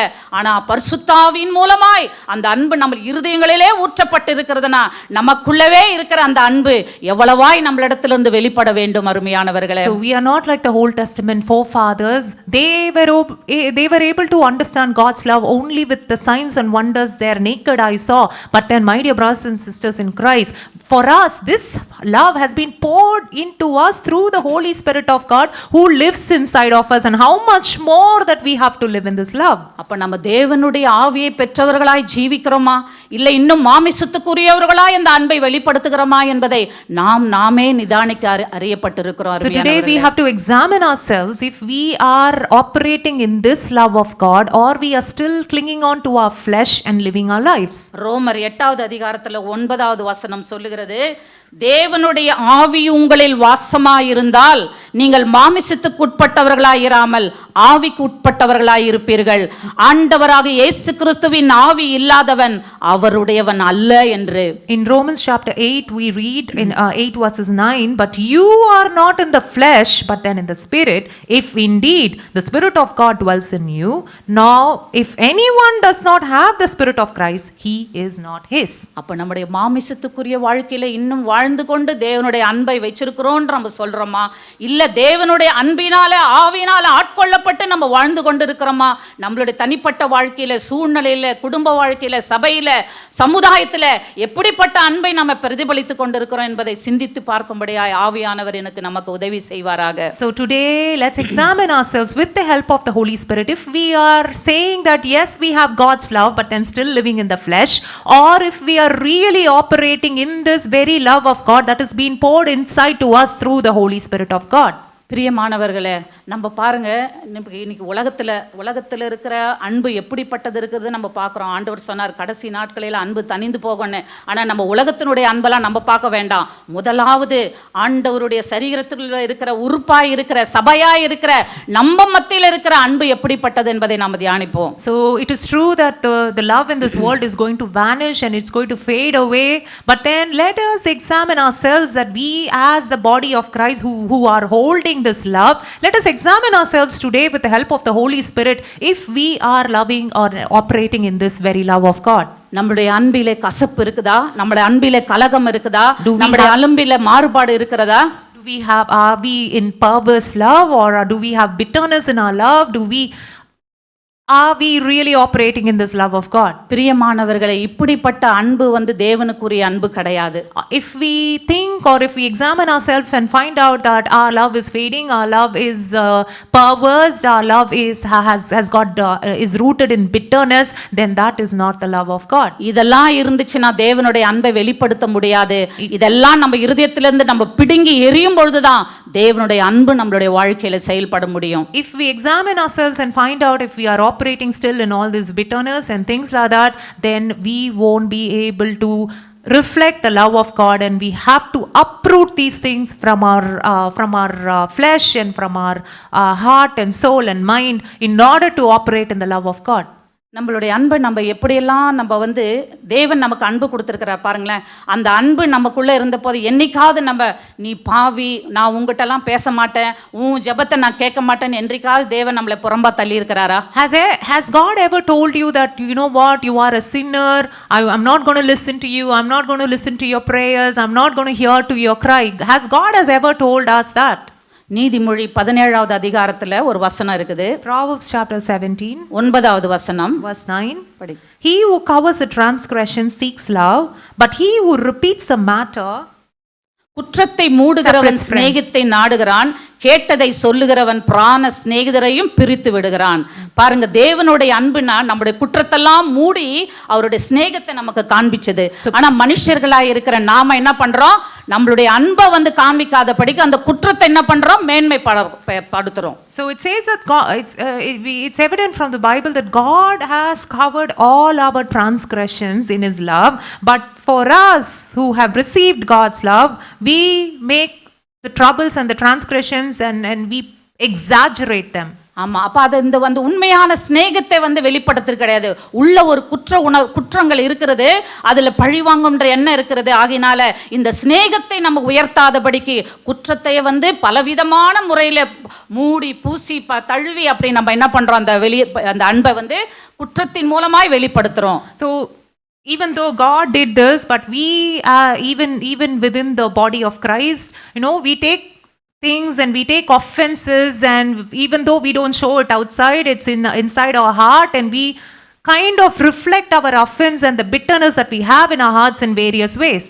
16 நீதிமொழி 16:28 வசனத்துல, Proverbs chapter 16 verse 28, மாறுபாடு உள்ளவன் சண்டையை கிளப்பி விடுகிறான், கோல் சொல்லுகிறவன் பிராண சிநேகிதரையும் பிரித்து விடுகிறான். a perverse man sows strife, and a whisperer separates even the best of friends. பாருங்க, நம்ம இருதயத்துல அந்த மாறுபாடான எண்ணங்கள் இருந்தா எப்படிப்பட்ட ஒரு சூழ்நிலை தனிப்பட்ட வாழ்க்கையிலும் குடும்ப வாழ்க்கையிலும் சபை வாழ்க்கையிலும் இருக்கும். அப்ப இந்த மாறுபாடு எப்போ வருது? அன்பில்லாத நேரத்துல தான் அந்த மாறுபாட எண்ணங்கள் வருகிறது. So if we do hold perverse thoughts about someone, perverse thoughts about our situations, then we cannot be moving in love. பாருங்க, அப்போ அந்த காரியங்கள் எல்லாம் ஒருத்தரை மன்னிக்கணும், ஒருத்தரை முழுமையா நம்ம எடுத்து போடணும்னு இருந்தா தேவனுடைய உள்ளான அந்த உண்மையான அன்பு, ஆவிக்கேற்ற அந்த அன்பு இருந்துச்சுன்னா எப்படிப்பட்ட காரியங்கள் இருந்தாலும் எப்படிப்பட்ட மாறுபாட சூழ்நிலை இருந்தாலும் அதையெல்லாம் மறைத்து, அந்த குற்றத்தெல்லாம் மறைத்து இந்த அன்பு உங்க மத்தியிலிருந்து வெளிப்படும் பொழுது அது தேவனுக்கு மகிமையா இருக்கும். அருமையான தேவனுடைய பிள்ளைகளை, அதனால பெரிய விளைவுகளை நீங்க பெற்றுக்கொள்வீங்க. If indeed truly the Holy Spirit of God lives inside of us, and if His love is being poured into us, and we will also be just like the verse that we just read in Proverbs chapter 17, where we will be the ones covering all the transgressions that we have towards others in our lives. பழைய ஏற்பாட்டில் யாக்கோப்புனுடைய காரியங்கள் நமக்கு தெரியும். யாக்கோப்பு ஏமாத்திரக்காரராக இருந்தார். சகோதரன் கிட்ட இருந்து அந்த இதை பிடுங்கிக்கிட்டு எல்லாவற்றையும் எடுத்துக்கிட்டு போனார். அங்கேயும் நிறைய காரியங்கள்லாம் நடந்தது. திரும்பியும் வரும்போது தன்னுடைய தேசத்துக்கு தேவன் போன்னு சொல்ல பொழுது பயத்தோடு வராரு. நம்ம அண்ணன் வந்து நம்மளை என்ன பண்ணிட போகிறான், செஞ்சிட போகிறானா, பழி வாங்க போகிறானா, நான் என்ன பண்ண போகிறேன், அந்த பயத்தோடு கூட வரும் பொழுது தேவன் அவரோடு கூட யாபோக் ஆற்றங்கரையில் இடப்படுகிறார். அருமையான தேவனுடைய பிள்ளைகளே, we all know about Jacob, what kind of such a deceiver that he was. He deceived his dad. He went there and he suffered so many things, and now he is coming back to the land of Canaan. ஆனால் அந்த இடத்துல தேவன் அவரோடு கூட இடைப்பட்டது நிமித்தம் தூதன் அவரோடு கூட அவர் போராடி என்ன போராடினாரு?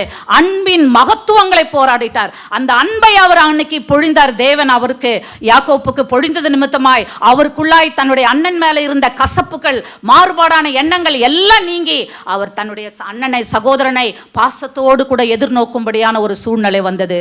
Even though he did hold a lot of grudges in his heart while he was coming back to the land of Canaan, we see that the angel of God is meeting him there on his way back while he was going to meet his brother. I'm sure that the love of God, he encountered the love of God where all his grudges, all his bitterness were taken away so that he was able to face his brother in love. இப்படிப்பட்ட காரியங்கள் நம்மளுடைய வாழ்க்கையில கூட அந்தலாம் இருந்தா தேவனுடைய அன்பை நம்ம பிரதிபலிக்க முடியாது. தேவனுடைய அன்பை இந்த பூமியில நம்மள விதைக்க முடியாது. So even if we today, if we hold grudges, if we hold unforgiveness in our heart, we will not be able to reflect the love of God here in this world. எபிரேயர் 12வது அதிகாரத்துல 15வது வசனம் சொல்லுகிறது, ஒருவனும் தேவனுடைய கிருபையை இழந்து போகாதபடிக்கும் யாதொரு கசப்பான வேர் முளைத்தெழும்பி கலக்கம் உண்டாகிறதுனாலே அநேகர் தீட்டுப்படாதபடிக்கும்.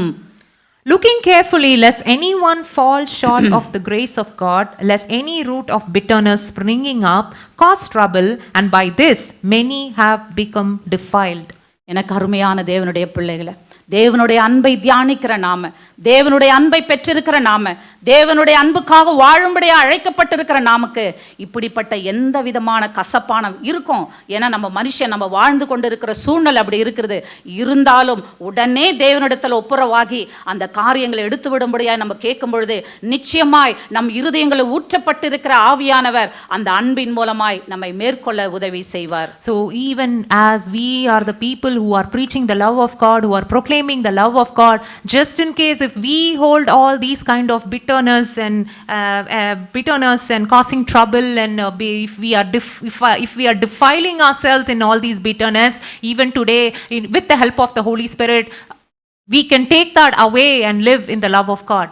தேவனுடைய அன்பை நம்ம உணர்ந்து ஆவியானவருடைய துணையோடு கூட இருந்து அந்த அன்பை நம்முடைய வாழ்க்கையில செயல்படுத்துவதற்கு தேவன் நம்ம ஒவ்வொருவருக்கும் கிருபை செய்வாராக. Even today, let the Holy Spirit of God help us to know this love, understand this love, and move in this love.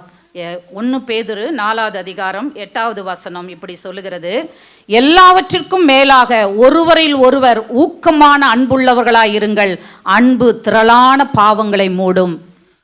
1 Peter chapter 4 verse 8, and above all things have fervent love for one another, for love will cover a multitude of sins.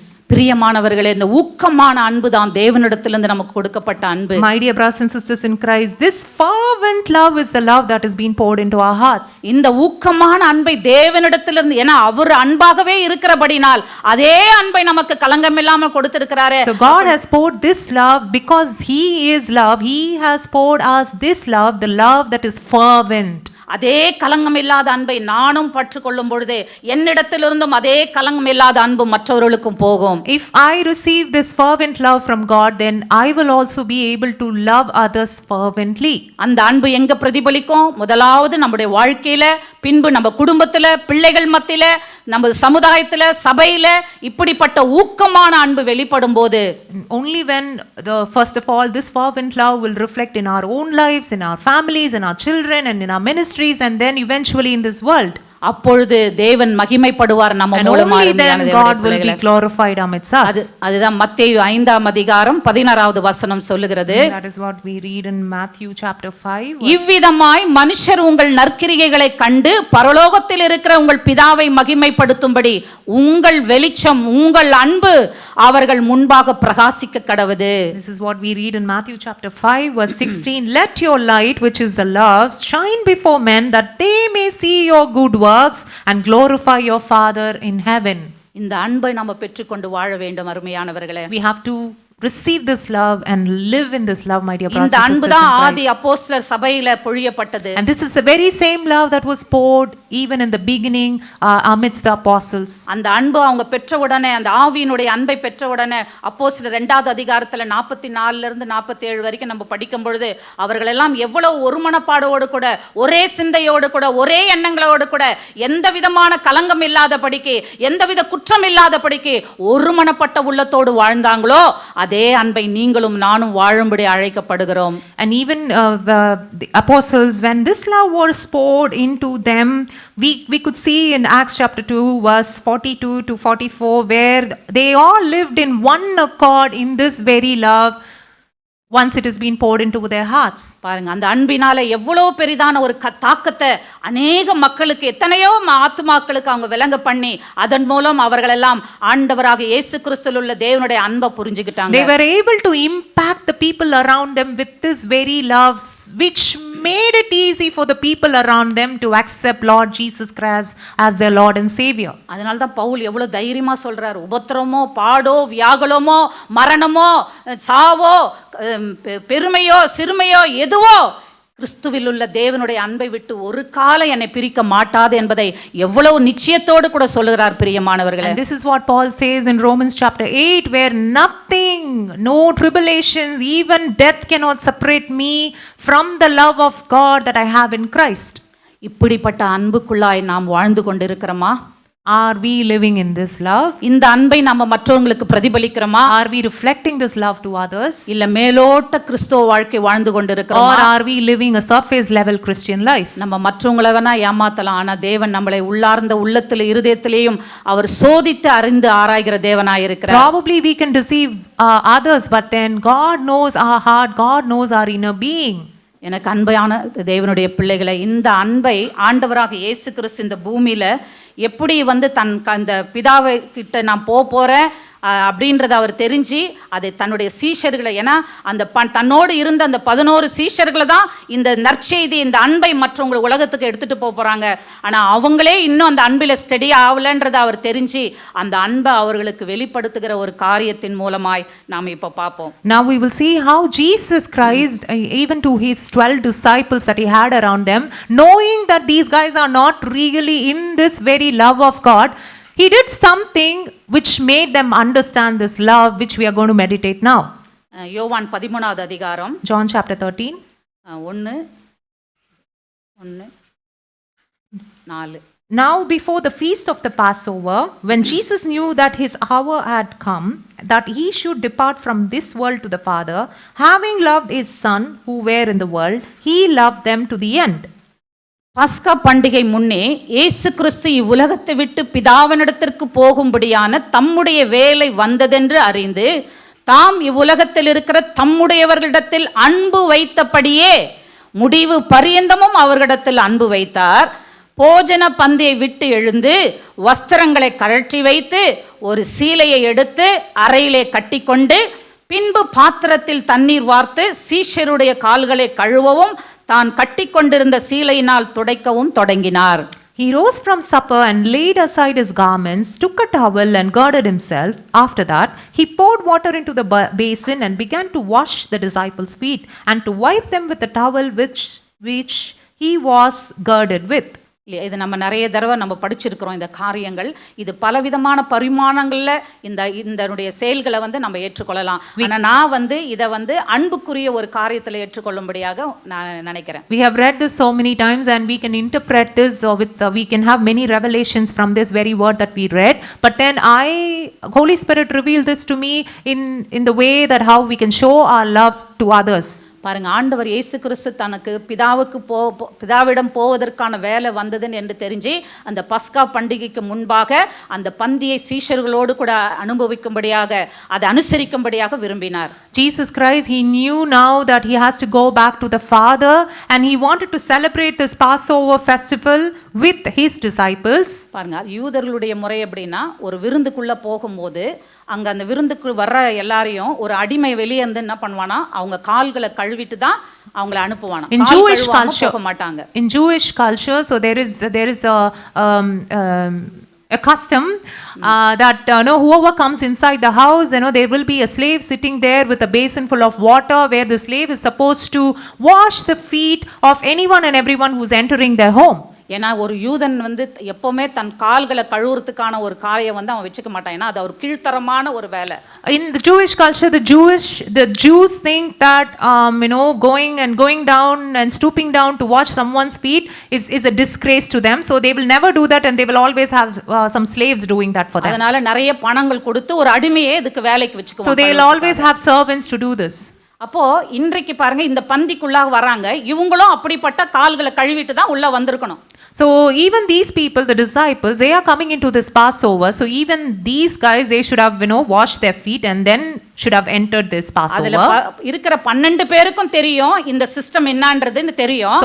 ஆனா தெரிஞ்சியும் ஒருத்தரும் தங்களுடைய கால்களையும் கழுவிக்கல, யாராவது ஒருத்தர் மற்ற காலையும் கழுவலான்றதுக்கு முன் வரல. So they knew this culture, they knew this tradition, they knew this custom, but still all the 12 disciples, they never washed their feet and also they did not bother to wash their brothers' feet in that place.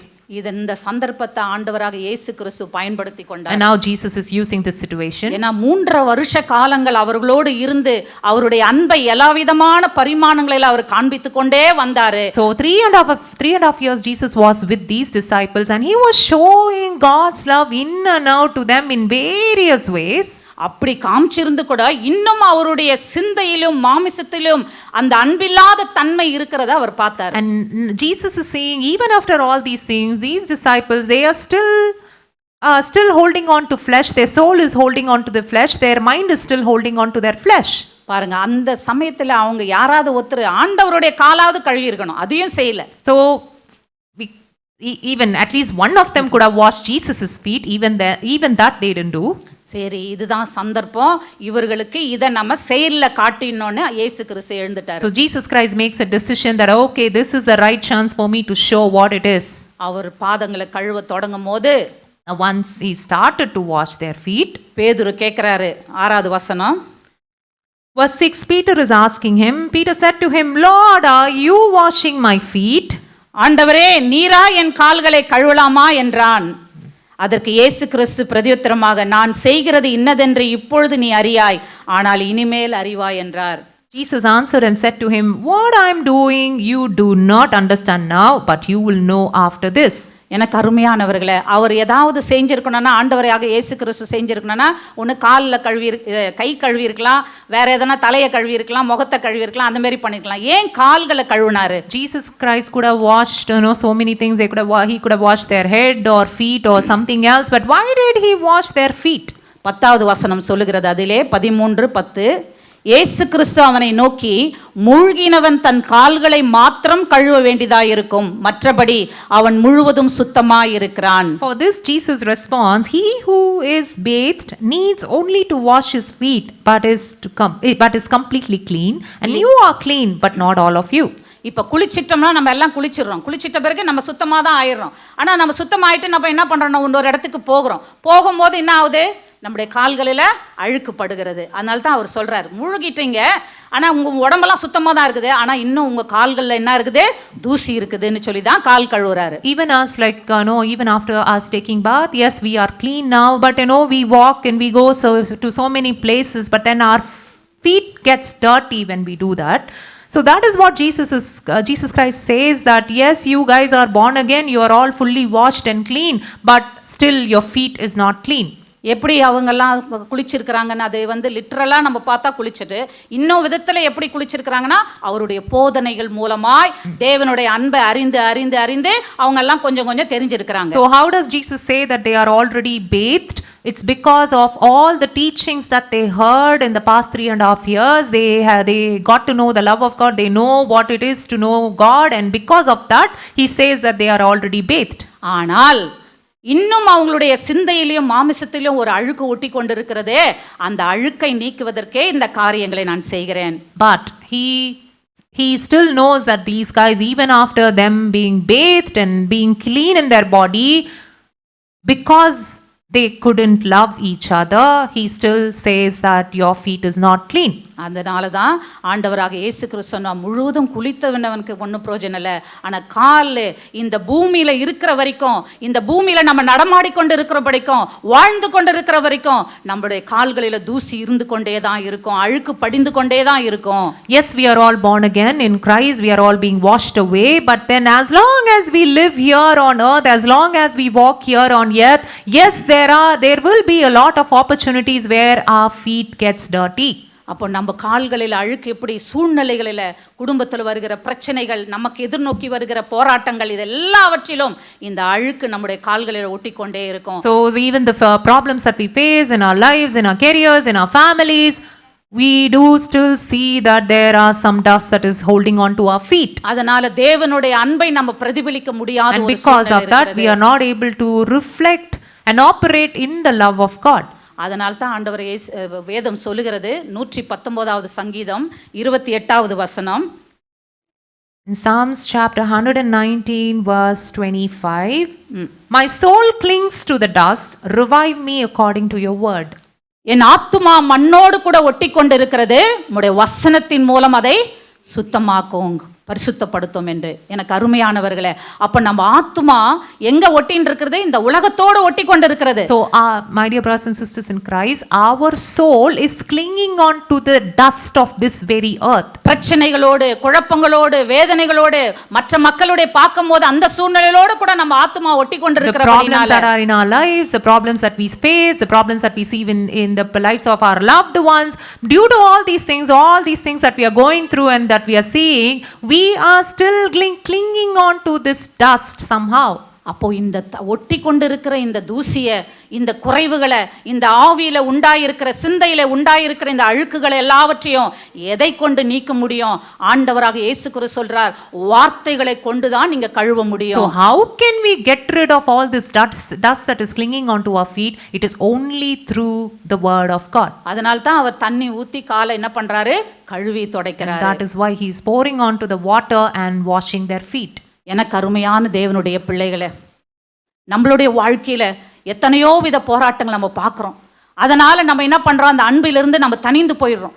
தேவனுடைய அன்பை நம்ம வாங்கிக்கிறோம். வாரத்தில் முதல் நாள்ல தேவனுடைய வார்த்தைகளை நம்ம கேட்கும் பொழுது, வாசிக்கும் பொழுது எல்லாவற்றிலும் அந்த அன்பு நமக்குள்ள மேல் ஓங்கித்தான் இருக்குது. ஆனா வாழ்க்கையில நம்ம சூழ்நிலை போய் பார்க்கும்போது, எல்லா இடத்துலயும் நம்ம இருக்கும்போது அந்த அன்பு கொஞ்சம் கொஞ்சமா தனிந்து போகிறத நம்ம வாழ்க்கையில உணர So முடியும். my dear brothers and sisters in Christ, yes, we do receive the love of God. We come to know about the love of God every week here when we come and meditate on the word of God, when we receive the love of God. But as we step out of here, we face so many things, sorrows, tribulations and problems, and somehow this love that is inside of us that we received kinds of fades away.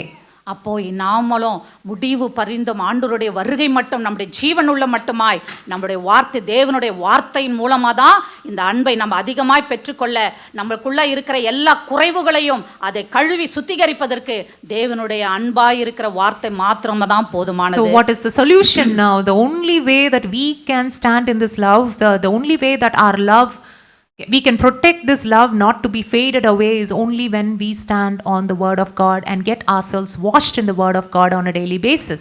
அதனால தான் 13:12 சொல்றாரு, நான் உங்களுக்கு செய்ததை நீங்க அறிந்திருக்கிறீர்களா? In John chapter 13 verse 12 we கடைசி read, பகுதி. So when we had washed their feet, taken his garments and sat down again, he said to them, do you know what I have done to you? நீங்கள் என்னை போதகர் என்றும் ஆண்டவரும் சொல்லுகிறீர்கள். நீங்க சொல்லுகிறது சரிதான். You call me teacher and Lord, and you say well, for so I am. நான் அவர்தான்.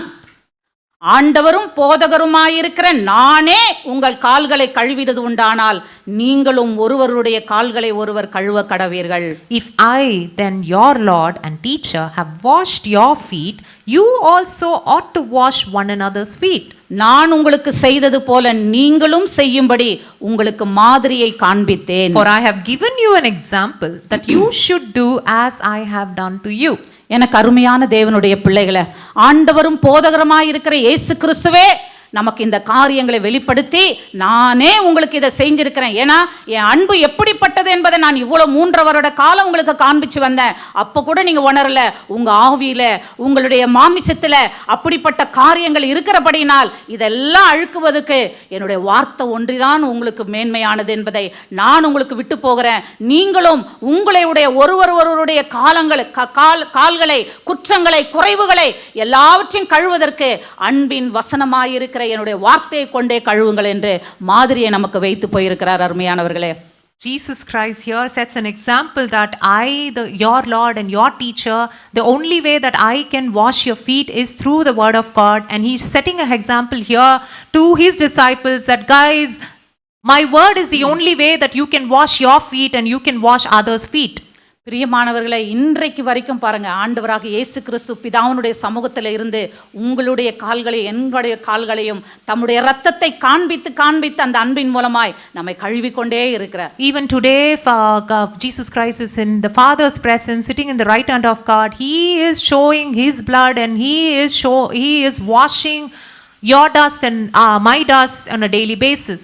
அப்போ நீங்களும் நானும் ஒருவருடைய கால்களை கழுவுவதற்கு அழைக்கப்பட்டிருக்கிறோம். So we are also called to wash each other's feet with this very word of God. எதனால? உலக பிரகாரமான தண்ணீனால அல்ல, தேவனுடைய வார்த்தை என்கிற அன்பினால. With the word of God, not with the water that was shown in this example, but then with the pure milk of the word of God, we are expected to wash each other's feet. பழைய ஏற்பாட்டில் நம்ம பார்க்குறோம், தாவீது குற்றம் செய்தான் இல்லையா? தாவீதை குறித்து தேவன் ஒரு பெரிய நோக்கம் வச்சிருந்தார். அவருடைய சன்னதியில தான் ஆண்டவராக இயேசு கிறிஸ்து வரணும்னு. We see in the Old Testament of God that God had a great plan, about David, but then David sinned. அவன் பாவம் செய்து அவன் பாவத்திலே போய்விடாதபடிக்கு அவன் மேல இரக்கம் வைத்து அவன் செய்த குற்றத்தை உணர்த்தும்படியாக நாத்தான் என்கிற தீர்க்கதரிசி அனுப்புறாரு. So God loved David and God had a great purpose on David, that in order to bring David back to his track, he sends his prophet Nathan. Nathan தீர்க்கதரிசி போன உடனே, தாவீது நீ பெரிய பாவம் செஞ்சுட்டு அப்படி பண்ணிட்டு அப்படிலாம் சொல்லியிருந்தா அன்னைக்கே அவரை போட்டு தள்ளியிருப்பார் அவரு. So if Nathan, when he went to David to confront him, Nathan did not say that, David, you did this mistake, so you have to repent and all those things. But if he had done that, probably David would have killed him. ஆனால் தேவனுடைய ஆவியில ஆட்கொண்ட Nathan தீர்க்கதரிசி அற்புதமாய் சொல்ல வேண்டிய பிரகாரமாய் அந்த குற்றத்தை அவருக்கு வெளிப்படுத்தி அவருடைய பாவம் என்கிற அந்த காரியம் உணர்வை அன்பின் மூலமாய் அவன் பாதத்தை கழுவினார். But Nathan, with the strategy of God, with the help of the Holy Spirit, beautifully presented the case in front of David, and in a loving way that David was able to repent, and thus he washed David's feet from his dust. இன்றைக்கும் பிரியமானவர்களை நம்ம எத்தனையோ பேரை நம்ம பார்க்குறோம், எத்தனையோ பிரச்சனைகளோடு இருக்கிறவங்கள பார்க்குறோம். அப்படிப்பட்ட இருக்கிற இவங்களுக்கெல்லாம் தேவனுடைய அன்பை பெற்றிருக்கிற நீங்களும் நானும் அப்படிப்பட்ட வார்த்தைகளை கொண்டு போய் தான் அந்த அவர்களுடைய பிரச்சனைகளுக்கு தீர்வு காண So முடியும். even today we meet so many people who are in different kind of problems, and the only way we can reach out to them is through this word of God with the help of the Holy Spirit. நம்மளுடைய பெருமை புகழ் செய்வதற்காக பாரு, நான் உன் கஷ்டத்தெல்லாம் தீர்த்திட்டேன், உனக்காக ஜெபம் பண்ண, இப்படி சொன்னா அது பிரபஞ்சத்துக்கு ஒத்த வேஷம். So if we tell them, oh, I did this for you, that for you, and if we try to do something in that manner, then it is more that we are putting faces in this world. ஆனால் அவர்களுடைய பலவீனங்களையும் அவருடைய குற்றங்களையும் சமயத்துக்கேற்ற வார்த்தைகளை சொல்லி கழுவுவதுதான் தேவனுடைய ஆவியில ஆட்கொண்ட பள்ளப்பட்ட பிள்ளைகளுடைய பெரிதான ஒரு கிருபை. So what it is to go and wash their feet, it is to, with the help of the Holy Spirit, when we take this word and go to them and speak this word to them, and that is the only way, or that is the way that God has kept for us to wash others' feet. மரியாள் கூட பாருங்க, கானா ஒரு திருமணத்துல அந்த சொந்தக்கார வீட்டில் அந்த திராட்சை ரசம் தீர்ந்து போய் விட்டது இல்லையா? அப்போ யூதர்கள் இடத்துல திராட்சை ரசம் குறைஞ்சு போயிட்டா நம்ம ஊரில் பிரியாணி காலி ஆன மாதிரி இல்லையா? அவங்க எல்லாம் என்ன பண்ணுவாங்க, குறை சொல்லுவாங்க, ஐயோ என்ன கல்யாணத்துக்கு போனோம் ஒரு நல்ல திராட்சை ரசம் கூட கொடுக்கலையே அப்படின்ட்டு. So even in the Canaan wedding, and we see that there is they are going short of wine, and going short of wine in Jewish culture is going short of biryani in Indian culture. So that is the situation there. அப்போ மரியாள் வந்து அந்த குடும்பத்தில் இருக்கிற ஒரு குறைவை பார்த்துட்டு அது வெளியரங்கமாய் வந்து சொல்லாதபடிக்கு தன்னுடைய மகன்கிட்ட போய் சொல்றாங்கப்பா, அந்த குடும்பத்தில் ரசம் குறைஞ்சி போச்சு, அவங்க இல்லாட்டா அவங்களுக்கு அவமானம் வந்துடும் அப்படின்னு சொல்லும் பொழுது மறைவாய் சொன்ன அந்த காரியங்களை ஆண்டவர் வெளியரங்கமான ஒரு அற்புதத்தை. So there Mary, we see that secretly she understood what is going on in their lives, and secretly goes and tells Jesus, hey son, this is happening, please can you do something about it? And whatever she told Jesus in secret, she sees that evidently in front of everybody God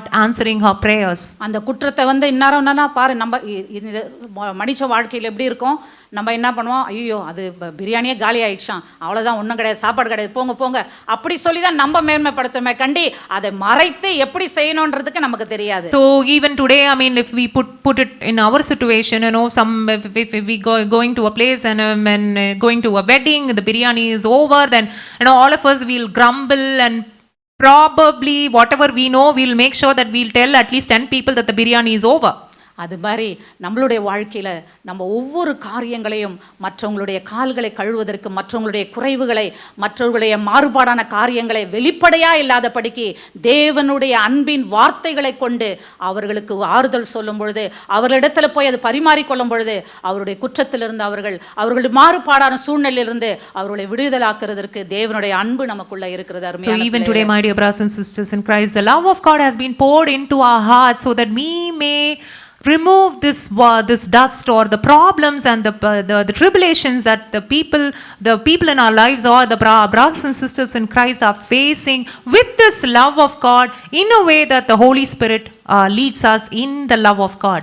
கொடுப்பதின் மூலமாய் ஆசீர்வாதம் உண்டாகும் என்று நம்ம சொல்றோம் இல்லையா? We see that in the word of God, that by giving we get blessings. அதே போலதான் தேவனுடைய அன்பை நாம வழங்குவதன் மூலமாய் ஒழுங்கின்மை மாறும், இல்லாதவைகளை இருக்கிறதாக மாற்றப்படும், அவருடைய வாழ்க்கையில் இருக்கிற எல்லா குறைவுகளும் நிறைவாகும். So even by that, why when we give the love of God, we are commanding all the perverse things to change, and anything that is not right in their lives, we are bringing the unseen into seen in their lives with the word of God. Pavul பாருங்க, இன்னைக்கு இத்தனை நம்ம நிருபங்கள்லாம் தேவனுடைய பெரிதான வெளிப்பாடுகளெல்லாம் நம்ம பெற்று இன்றைக்கு நாம் படிப்பதற்கும் நம்ம அதில் வளருவதற்கும் எத்தனை மக்கள் அதில் பிரயோஜனப்படுவதற்கும் தேவன் பவுலை வந்து ஒரு ஆளாக பயன்படுத்தினார்னா அதற்கு மூல காரணம் யாருன்னா ஸ்தோவான்ற ஒரு ஆளும் அடுத்தது பர்னபா என்ற ஒரு ஆளும். So we all know about Paul and the revelations that he has written, and because of his revelations we have been blessed so much to understand the deep roots and the deep meanings in the word of God. And if we see that Paul has been blessed so much and has been used so much, there were two people behind the scenes of Paul's life for him to be so much for him to be used in such a way, and that is none other than Stephen and Barnabas. அன்றைக்கு ஸ்தோவானை கல்லெறிந்து கொல்லும் பொழுது ஸ்தோவான் எல்லாரையும் சபிச்சிருந்தா அன்றைக்கு பவுல் மனம் திரும்பி இருக்க முடியாது. When Stephen was killed, when he was stoned to death that day, if Stephen opened his mouth and cursed every single one around him, Paul wouldn't have got converted. ஆனால் ஸ்தோவானை ஆண்டு கொண்ட தேவனுடைய அன்பு எல்லாரையும் மன்னித்ததை பார்த்து அவன் பவுலுடைய உள்ளத்துல ஒரு உணர்வு ஏற்பட்டது. That very love that Stephen had in his heart with the help of the Holy Spirit, that very love made sure that it changed the hearts of the people around him. அடுத்தது அவர் தன்னை ஆண்டவரை ஏற்றுக்கொண்டேன் என்று சொன்னபோது கூட அவங்க சீஷர்கள் அவரை என்ன பண்ணல, ஏற்றுக்கொள்வதற்கு அவங்க விரும்பல. So even when Paul, even after he converted, the disciples were not ready to accept him. அப்போ வந்து பர்னபா சொல்றாங்க, அப்போஸ்தலர் 9ஆம் அதிகாரம் 26-27. Acts chapter 9 verse 26 and 27. And when Saul had come to Jerusalem, he tried to join disciples, but they were all afraid of him and did not believe that he was a disciple. But Barnabas took him and brought him to the apostles, and he declared to them how he had seen the Lord on the road, that he had spoken to him, and how he had preached boldly at Damascus in the name of Jesus. பாருங்க, அப்போ சவுல் எருசலேமுக்கு வந்து சீஷரோடு சேர்ந்து கொள்ள பார்த்தான். அவர்கள் அவனை சீஷர் என்று நம்பாமல் எல்லாரும் அவனுக்கு பயந்திருந்தார்கள்.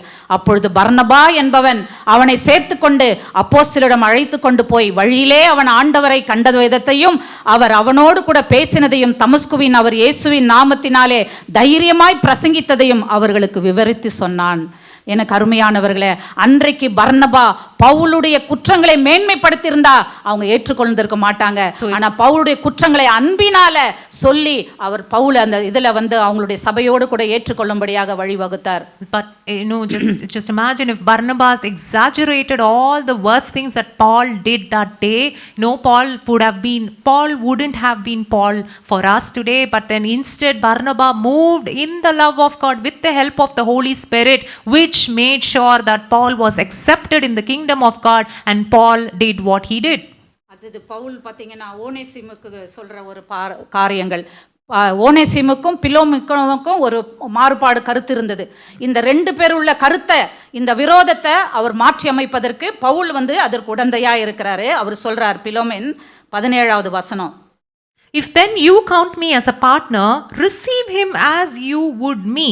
But if he has wronged you or owes anything, put that on my account. 19 I, Paul, am writing with my own hand, I will repay, not to mention to you that you owe me even your own self besides.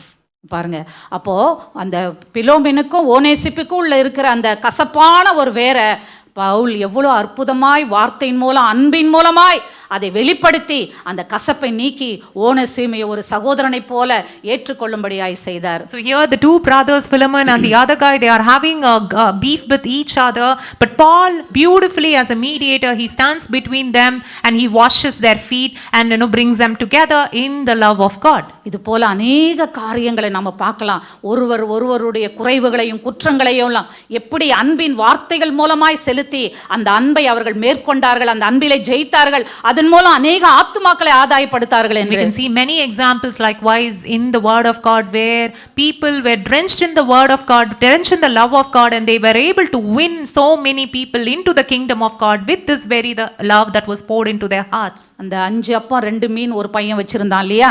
That 5 loaves and 2 fishes, we all know that story. அவன் செஞ்சிருந்தா அவன் அப்பவே சாப்பிட்டுருக்கலாம், 3 நாள் முன்னாடியே சாப்பிட்டுட்டு இருக்கலாம். That little boy could have eaten all those loaves and fish for himself. He could have eaten himself. எல்லாத்தையும் சாப்பிட்டுட்டானா நமக்கு தெரியல. ஆனா அவங்ககிட்ட 5 அப்பம் 2 மீன் இருந்தது. But he had some leftovers. ஆனா அங்க சாப்பாடு தேவைப்படும்னு சொல்லும் பொழுது அந்த புள்ள வந்து சொல்லனா தெரிஞ்சிருக்குமா அவங்ககிட்ட இருக்குது அஞ்சேன்னு. அவன் வந்து சொன்னது நிமித்தமா யாரோ ஒரு சீஷர்கிட்ட சொல்லியிருக்கான் என்கிட்ட இருக்குதுன்னு சொல்லிட்டு.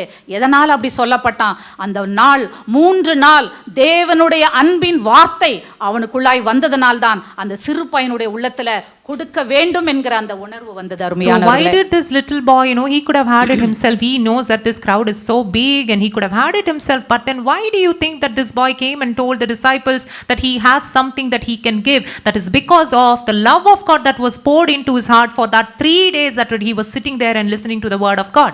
பிரியமானவர்களே, இந்த அன்பை பெற்றிருக்கிற நீங்களும் நானும் அன்பே இல்லாத இந்த உலகத்துல இப்படிப்பட்ட தேவனுடைய வார்த்தையை கொண்டுதான் ஒவ்வொருவருடைய கால்களையும் கழுவ So my dear அழிக்கப்பட்டு brothers and sisters in Christ, in this very world where love is fading away in an accelerated basis, you and we can only go and wash their feet with this love of God, with this word of God that has been poured into our hearts. நம்மளுடைய கால்களே நாம் கழுவ வேண்டும். அதுபோல பிறருடைய கால்களையும் தேவனுடைய அன்பின் வார்த்தையினால் கழுவ We அழைக்கப்பட்டிருக்கிறோம். have to wash our own feet with this love-filled word of God, and we are also called to wash others' feet with this word of God in love. இன்றைக்கு ஆராதனையில பார்த்தோம் இல்லையா, அமர்ந்திருந்து நானே தேவன் என்று அறிந்து கொள்ளுங்கள் என்று சொன்னாங்க இல்லையா. Today we saw in during worship that we have to be still and know that He is God. அமர்ந்து எதை நம்ம தியானிக்கிறது? தேவனுடைய அன்பின் வார்த்தைகளை தியானிக்க தியானிக்க தியானிக்க அன்பு பயத்தை புறம்பே தள்ளும். And பிரியமானவர்களே, how do we be still and know the love of God? As we be still in His presence and as we meditate upon His love more and more and more, that very love comes into us and drives out all fear, because the Bible says perfect love drives out all fear. அப்ப அந்த அன்பு நமக்கிட்ட இருந்து அந்த பயம் நமக்கிட்ட இருந்து போயின உடனே தேவனுடைய பூரண அன்பு ஊக்கமான அன்பு நமக்குள்ள இருக்கும் பொழுது அந்த அன்பு மற்றவர்களுக்கும் அதை பிரதிபலிக்கும்படியாய் நம்மை ஊண்டி தள்ளும். As we sit there in His presence and meditate the love of God, the fear that is in our hearts about so many things, completely vanishes away, and then we are filled with this fervent love that is inside of us, which will also motivate us to go and wash others' feet and love others just the way God is expecting us to love. அதனால்தான் கலாத்தியர் 6:7 சொல்லப்பட்டிருக்கிறது. 7:8 மோசம் போகாதிருங்கள், தேவன் தம்மை பரியாசம் பண்ண ஒட்டார். மனுஷன் எதை விதைக்கிறானோ அதையே அறுப்பான். தன் மாமிசத்துக்கென்று விதைக்கிறவன் மாமிசத்தினால் அழிவை அறுப்பான். ஆவிக்கென்று விதைக்கிறவனோ அன்பினாலே விதைக்கிறவனோ நித்திய ஜீவனை அறுப்பான். Do not be deceived. God is not mocked. For whatever a man sows, that he will also reap. For he who sows to his flesh will of the flesh reap corruption, but he who sows to the Spirit will of the Spirit reap everlasting life. அப்போ எனக்கு யாரும் அன்பு காமிக்க மாட்டாங்க, எனக்கு ஒன்றுமே நடக்க மாட்டேன் என்பதை நம்ம நினைக்கும் பொழுது நமக்குள்ள அந்த பூரண அன்பு இருக்கிறதா என்பதை நம்ம நிதானிக்கணும். அப்படிப்பட்ட பூரண அன்பு நமக்குள்ள நிறைந்ததான். யாரும் என்னை அன்பு செய்யலை, யாரும் என்னை கவனிக்கலை அப்படின்ற குறை நமக்குள்ள வராது. அப்போ அந்த பூரண அன்பு நம்மளை மேற்கொள்ளும் பொழுது நாம் தைரியமாய் போய் இப்படிப்பட்ட சோர்வுற்றிருக்கிற பலவீனப்பட்டிருக்கிற பலவிதமான பிரச்சனைகளோடு இருக்கிற வழி தெரியாமல் இருக்கிற ஒவ்வொரு சகோதரருடைய கால்களையும் நம்ம கழுவி அந்த அன்பின் வார்த்தையினால கழுவி அவர்களை ஆற்ற முடியும், தேற்ற முடியும். பிரியமானவர்களே, if we are feeling nobody is there to love me, or I'm feeling alone, or there is no one, I'm feeling unloved and all those things, we have to examine ourselves if we have really received this fervent love that God has for us. And my dear brothers and sisters in Christ, if we have received this fervent love, if we have received this love of God inside of us, and this perfect love would have taken away all these thoughts of being unloved and being lonely and all those things. Not only that, but it will also help us to go to others and love others with this very same fervent love that has been poured into our hearts. ஆண்டவராக இயேசு கிறிஸ்து யோவான் 15:10 வசனத்துல சொல்றார், நான் என் பிதாவின் கற்பனைகளை கைக்கொண்டு அவருடைய அன்பில் நிலைத்திருக்கிறது போல நீங்களும் என் கற்பனைகளை கைக்கொண்டிருந்தால் என்னுடைய அன்பிலே நிலைத்திருப்பீர்கள் என்று. In John chapter 15 verse 10, Jesus says, if you keep my commandments, you will abide in my love, just as I have kept my Father's commandments and have abided in his love. ஏன்னா என்னில் நிலைத்திராவிட்டால் நீங்க என்ன பண்ண முடியாது, கனி திறக்க முடியாது. Why? அப்ப நான் Because if we are not standing in Jesus Christ, then we won't be able to produce fruits. அப்ப தேவன் அன்பாய் இருக்கிறார் என்பதை நீங்க உணர்ந்திருந்தீங்கனால் அதே அன்பை நீங்களும் பெற்றுக்கொள்ளணும். அதை பெற்றுக்கொள்வதற்கு என்ன, அவருடைய வார்த்தையில நம்ம So நிலைத்திருக்கணும். if we say பிரியமானவர்களே, that God is always love, that we have to receive that love, and how will we receive that love? Only through His word. நீங்க அவர் சொல்றார், நான் இல்லாம நீங்க ஒண்ணுமே செய்ய முடியாதுன்னு Jesus சொல்லி. says you can do nothing without me. பாருங்க எவ்வளவு பெரிதான ஒரு கிருபை, நம்மளை தன்னந்தனியா விட்டு விடாதபடிக்கு நம்மோடு கூட இருக்கும்படியாக தான் பிதாவாகிய தேவன் குமாரனை அப்படியாய் நமக்கு தலையாய் So கொடுத்திருக்கிறார். how much gracious God is that He did not leave us orphans, rather He has left His very Son with us. அந்த அன்பே உருவானவரே நம்முடைய தலையாய் இருக்கும் பொழுது, அவருடைய சரீரத்தின் உறுப்புலாய் இருக்கிற நாம அந்த தலைக்குள்ளாய் இருக்கிற அந்த தெய்வீக அன்பு, அந்த தலைக்குள்ளாய் இருக்கிற பூரண அன்பு, அந்த தலைக்குள்ளாய் இருக்கிற ஊக்கமான அன்பு நம்ம சரீரத்திலையும் வரணும் அல்லவா? So if we say that Jesus is the head of the church, or Jesus is our head, this very love that Jesus demonstrated, this very love that Jesus is full and drenched with, if this love, shouldn't that be getting reflected in our body, which is the body of Christ? அதனால தான் நம்ம மற்றவங்களுக்கு அது ஆறுதல் சொல்ல முடியாத சூழ்நிலையா இருக்கிறது. That is why we are not able to console others with His love. தேவனுக்கென்று கனி கொடுக்க முடியாமல் That is இருக்கிறது. why we are not able to produce fruits in our lives. ஆத்துமாக்களை ஆதாயப்படுத்த முடியாம We இருக்கிறது. are not பிரியமானவர்களே, we are not able to win souls for us in the kingdom of God. ஆண்டவராக இயேசு கிறிஸ்து தன்னைத்தானே தாழ்த்தி அந்த சீஷருடைய பாதங்களை கழுவி அந்த அன்பை நமக்கு டெமோ பண்ணி காமிச்சு போயிருக்கிறார். Jesus Christ showed His very love by becoming a slave to these disciples and washing their feet. தேவனுக்கு சமமாய் இருக்கிறவர், தெய்வமாய் இருக்கிறவர், அவர் எல்லாவற்றையும் விட்டு தன்னைத்தானே தாழ்த்தினாரே, அந்த அன்பை நம்மளுடைய வாழ்க்கையில கூட அப்படிப்பட்ட அந்த தாழ்மையோடு கூட நம்ம ஏற்றுக்கொண்டு வாழும் பொழுது எத்தனை பெரியதான தாக்கத்தை இந்த பூமியில நம்ம ஏற்படுத்த முடியும். So if Jesus, He was equal with God, but still He made Himself as a slave, and even until the cross, and if He could, with this love, if He could do that, how much more we who have received this love should be doing? பிரியமானவர்களே, இப்படிப்பட்ட அன்பில வாழும்படியதான் அவர் நமக்காக ரத்தம் சிந்திருக்கிறார், நமக்காக மரித்திருக்கிறார், நமக்காக உயிரோடு எழுந்திருக்கிறார். இன்றைக்கு அவர் நமக்காக வாக்குத்தத்தம் பண்ணின பரிசுத்த ஆவியை நம்முடைய இருதயங்களில் ஊற்றி இருக்கிறார். So my dear brothers and sisters in Christ, this is why for us to operate in this very love, that is why He came down here on earth, that is why He shed His blood, that is why He went back and gave the promise of the Holy Spirit, so that the love of God may be poured into our hearts. அப்ப இந்த ஊக்கமான அன்பு, தேவனுடைய பரிபூரணமான அன்பு நம்முடைய ஒவ்வொருடைய வாழ்க்கையிலும், குடும்ப வாழ்க்கையிலும், தனிப்பட்ட வாழ்க்கையிலும், சபை வாழ்க்கையிலும், சமுதாய வாழ்க்கையிலும் தாக்கம் ஏற்படுத்த வேண்டுமானால் தேவனுடைய அன்பாய் இருக்கிற அந்த வார்த்தையில பழக்கம் உள்ளவர்களாயிருந்து அந்த வார்த்தையிலே அதிகமாய் நம்ம ஊன்றி இருக்கும் பொழுது அந்த அன்பு நம்மளை மேலோங்கி கொண்டு போகும். பிரியமானவர்களே, So if we have to reflect this love of God here on earth, in our families, in our community, and to win souls, and whatever that we need to do here on earth, the purposes that we have, that God has for us, my dear brothers and sisters in Christ, the only way that we can do is when we operate in this love of God, and this love can be given to us only when we day in and day out receive the word of God and meditate on the word of God. அப்ப இந்த அன்புக்குள்ளாய் நம்ம வாழ இன்றைக்கு And அழைக்கப்பட்டிருக்கிறோம். today we have been called to love in this very love, in this very fervent love of God. அப்ப இந்த அன்பை முழுமையாய் பெற்றுக்கொள்வதற்கு என்ன செய்ய வேண்டும்? So what can we do in order to receive this love fully?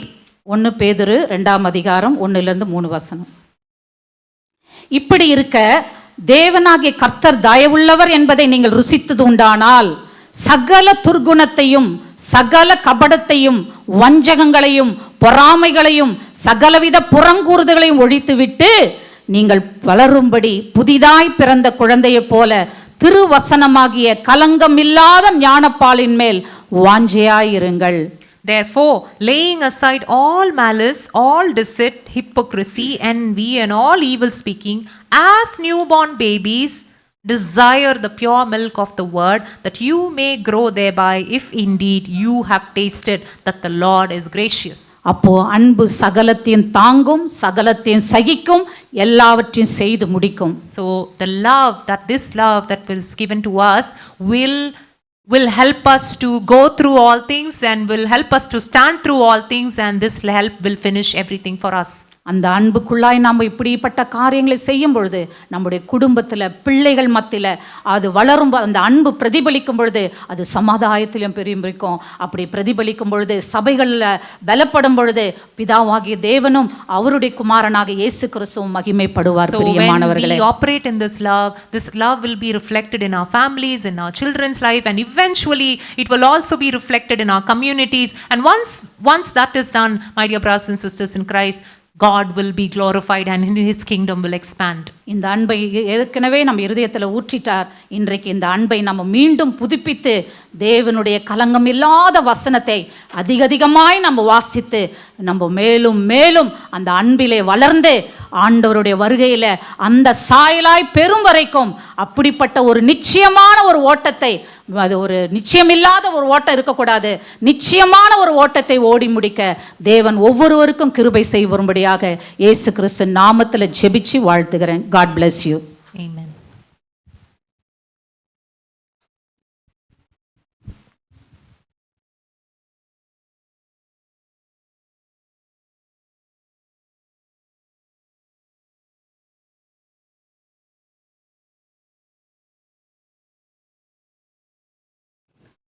We want to thank Amma for teaching us another great sermon on love. If our Lord Jesus Christ, the one who is equal with God, could wash the feet, how much more we are. And thank you Amma for reminding. We are truly blessed by this sermon of love. I invite Inia to come forward and lead us in the faith confession.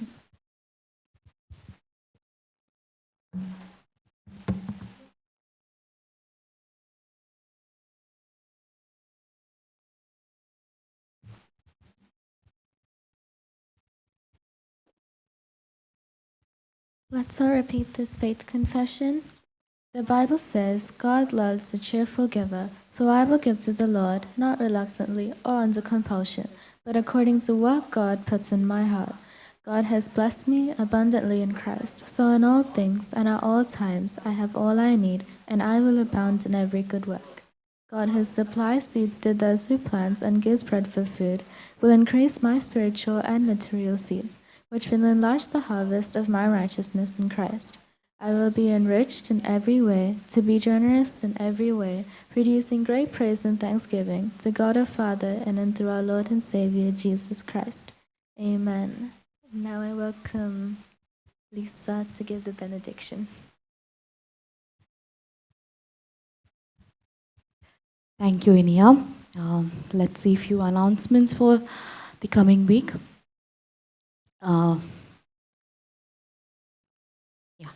We've got our Good Friday service on Friday from 9 a.m. and followed by our Easter Sunday service. The Resurrection Sunday service will also be at the same time, 9 a.m. 9:30, sorry.